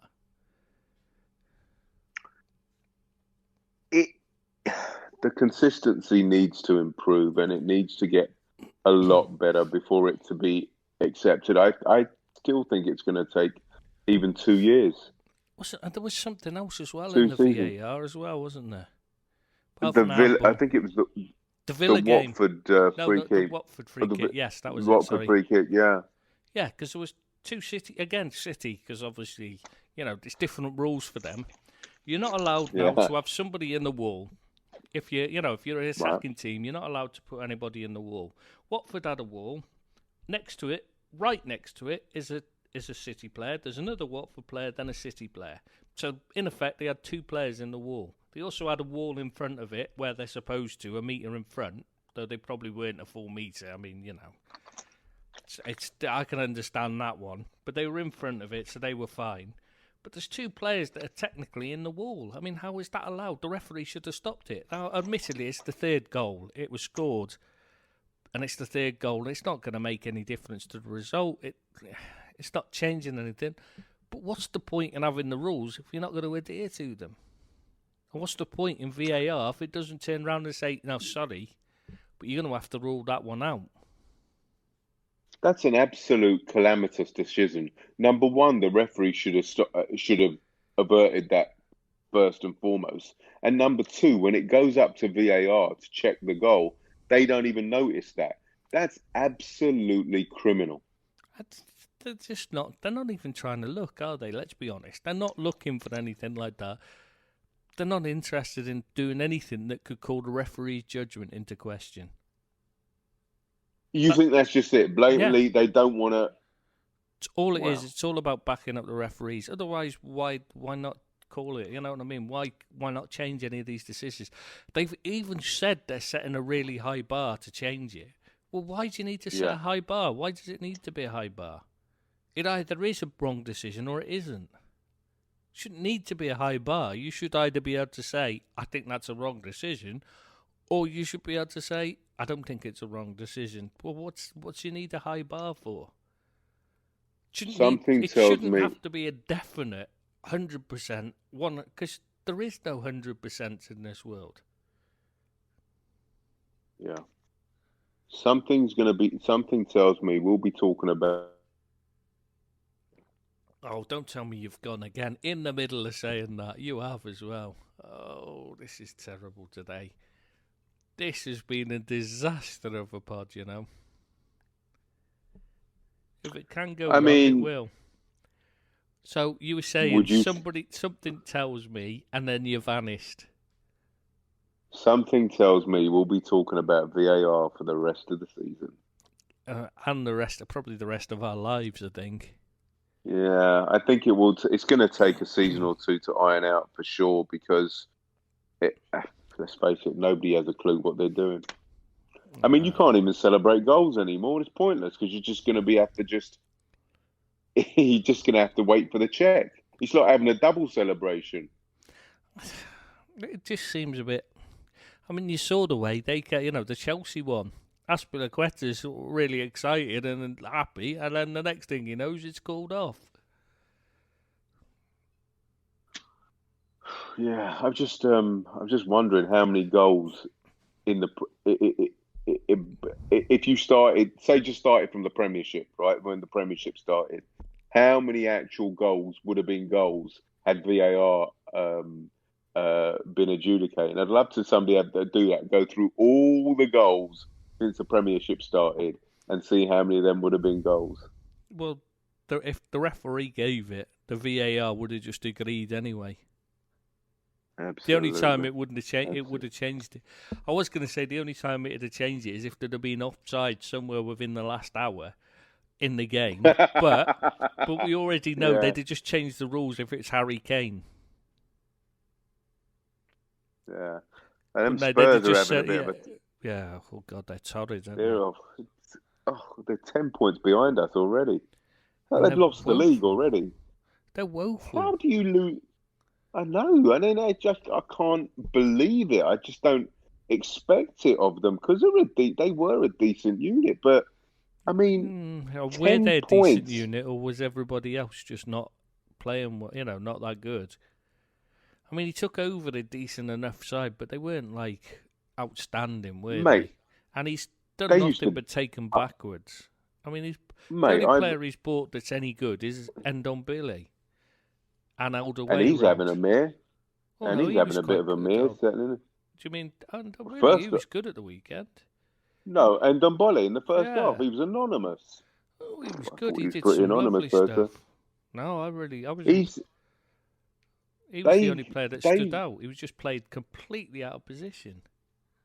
Mate, they daddied us on a few occasions under Poch. I'm not so. I understand. I appreciate your point of view, but I think they were a lovely side. That was when we were a poor size, and their Poch had he inherited a good size, and then added Alderweireld out.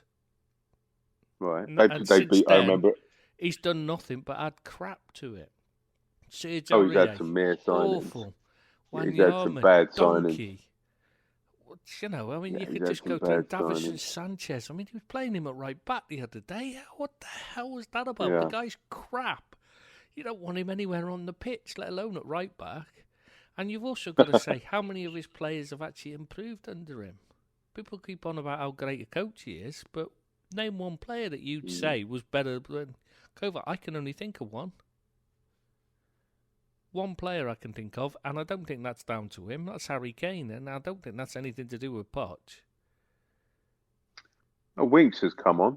Do you really but then think he's been so? in the academy. Do you really think he's a Winks decent player? Decent. He's like an average midfielder. He doesn't offer anything special. He's got no vision. He's got no pass. His passing range is okay. It's just he's average. He shouldn't be in that side. He should be one of those that you bring off the bench at best. Because he's local lads and he's got the right, He's got the heart. He shouldn't be a key player. Not at this day and age. It's not in the midfield. You need quality. What would happen, do you think? Will Poch leave or will he get fired if things go this way? He's already made sure to blame everybody but himself. It's suddenly become, I don't pick the players this season because everything's falling apart. Yeah. All the players want to go because they're not being paid a decent wage compared to other clubs. That's the problem Levy had. He can't recruit them because, most of the players don't want to go there because they can go and get twice as much anywhere else. Yeah, he's Poch is blaming everybody else. Dele Alli's regressed as well, hasn't he? Yeah, you look at him and you think he looked like a top class player when he first emerged. Now he just looks like I don't know what he looks like. I mean, he's been beset by injuries as well, but he's niggling injuries. But he's still not the player he used to be when a year or two ago. But you've got to say, if he's got all these injury problems, why aren't they doing something about it? Why are they throwing him back in as soon as he's half fit and stuff? I honestly don't see Harry Kane staying. I really don't. The only reason he'll stay is because he's a Spurs fan, and he might stick around longer than the rest because he's a Spurs fan. But I can't see why he'd want to. And he wouldn't if he was playing for Chelsea, say, or Manchester United, and they're playing like this, I think he'd have been the first out the door. Yeah, but would he be happy just getting Champions League every season? I mean, doesn't he want to win things? Are they going to get Champions League every season? Because if Poch stays and Levy stays, I can't see it happening. Can you? The others aren't going to sit back and let it happen.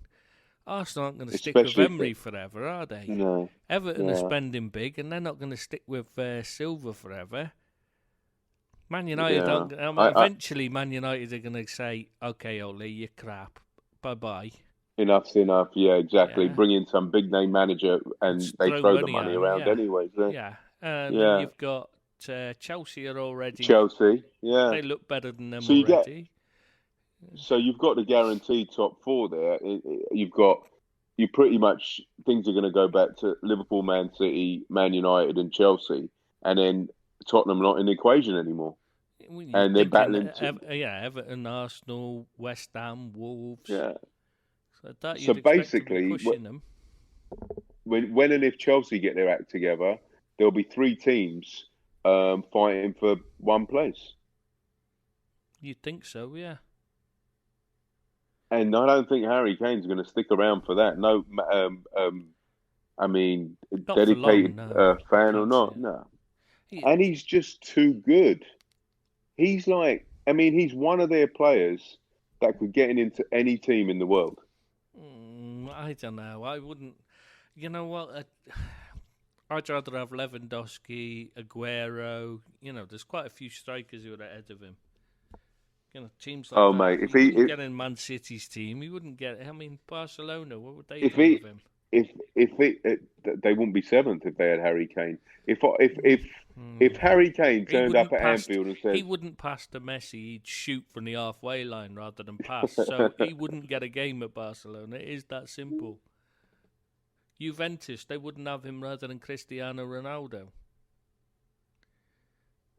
There are teams that he wouldn't get into. He's an excellent player, but he's just not that top level like Lewandowski.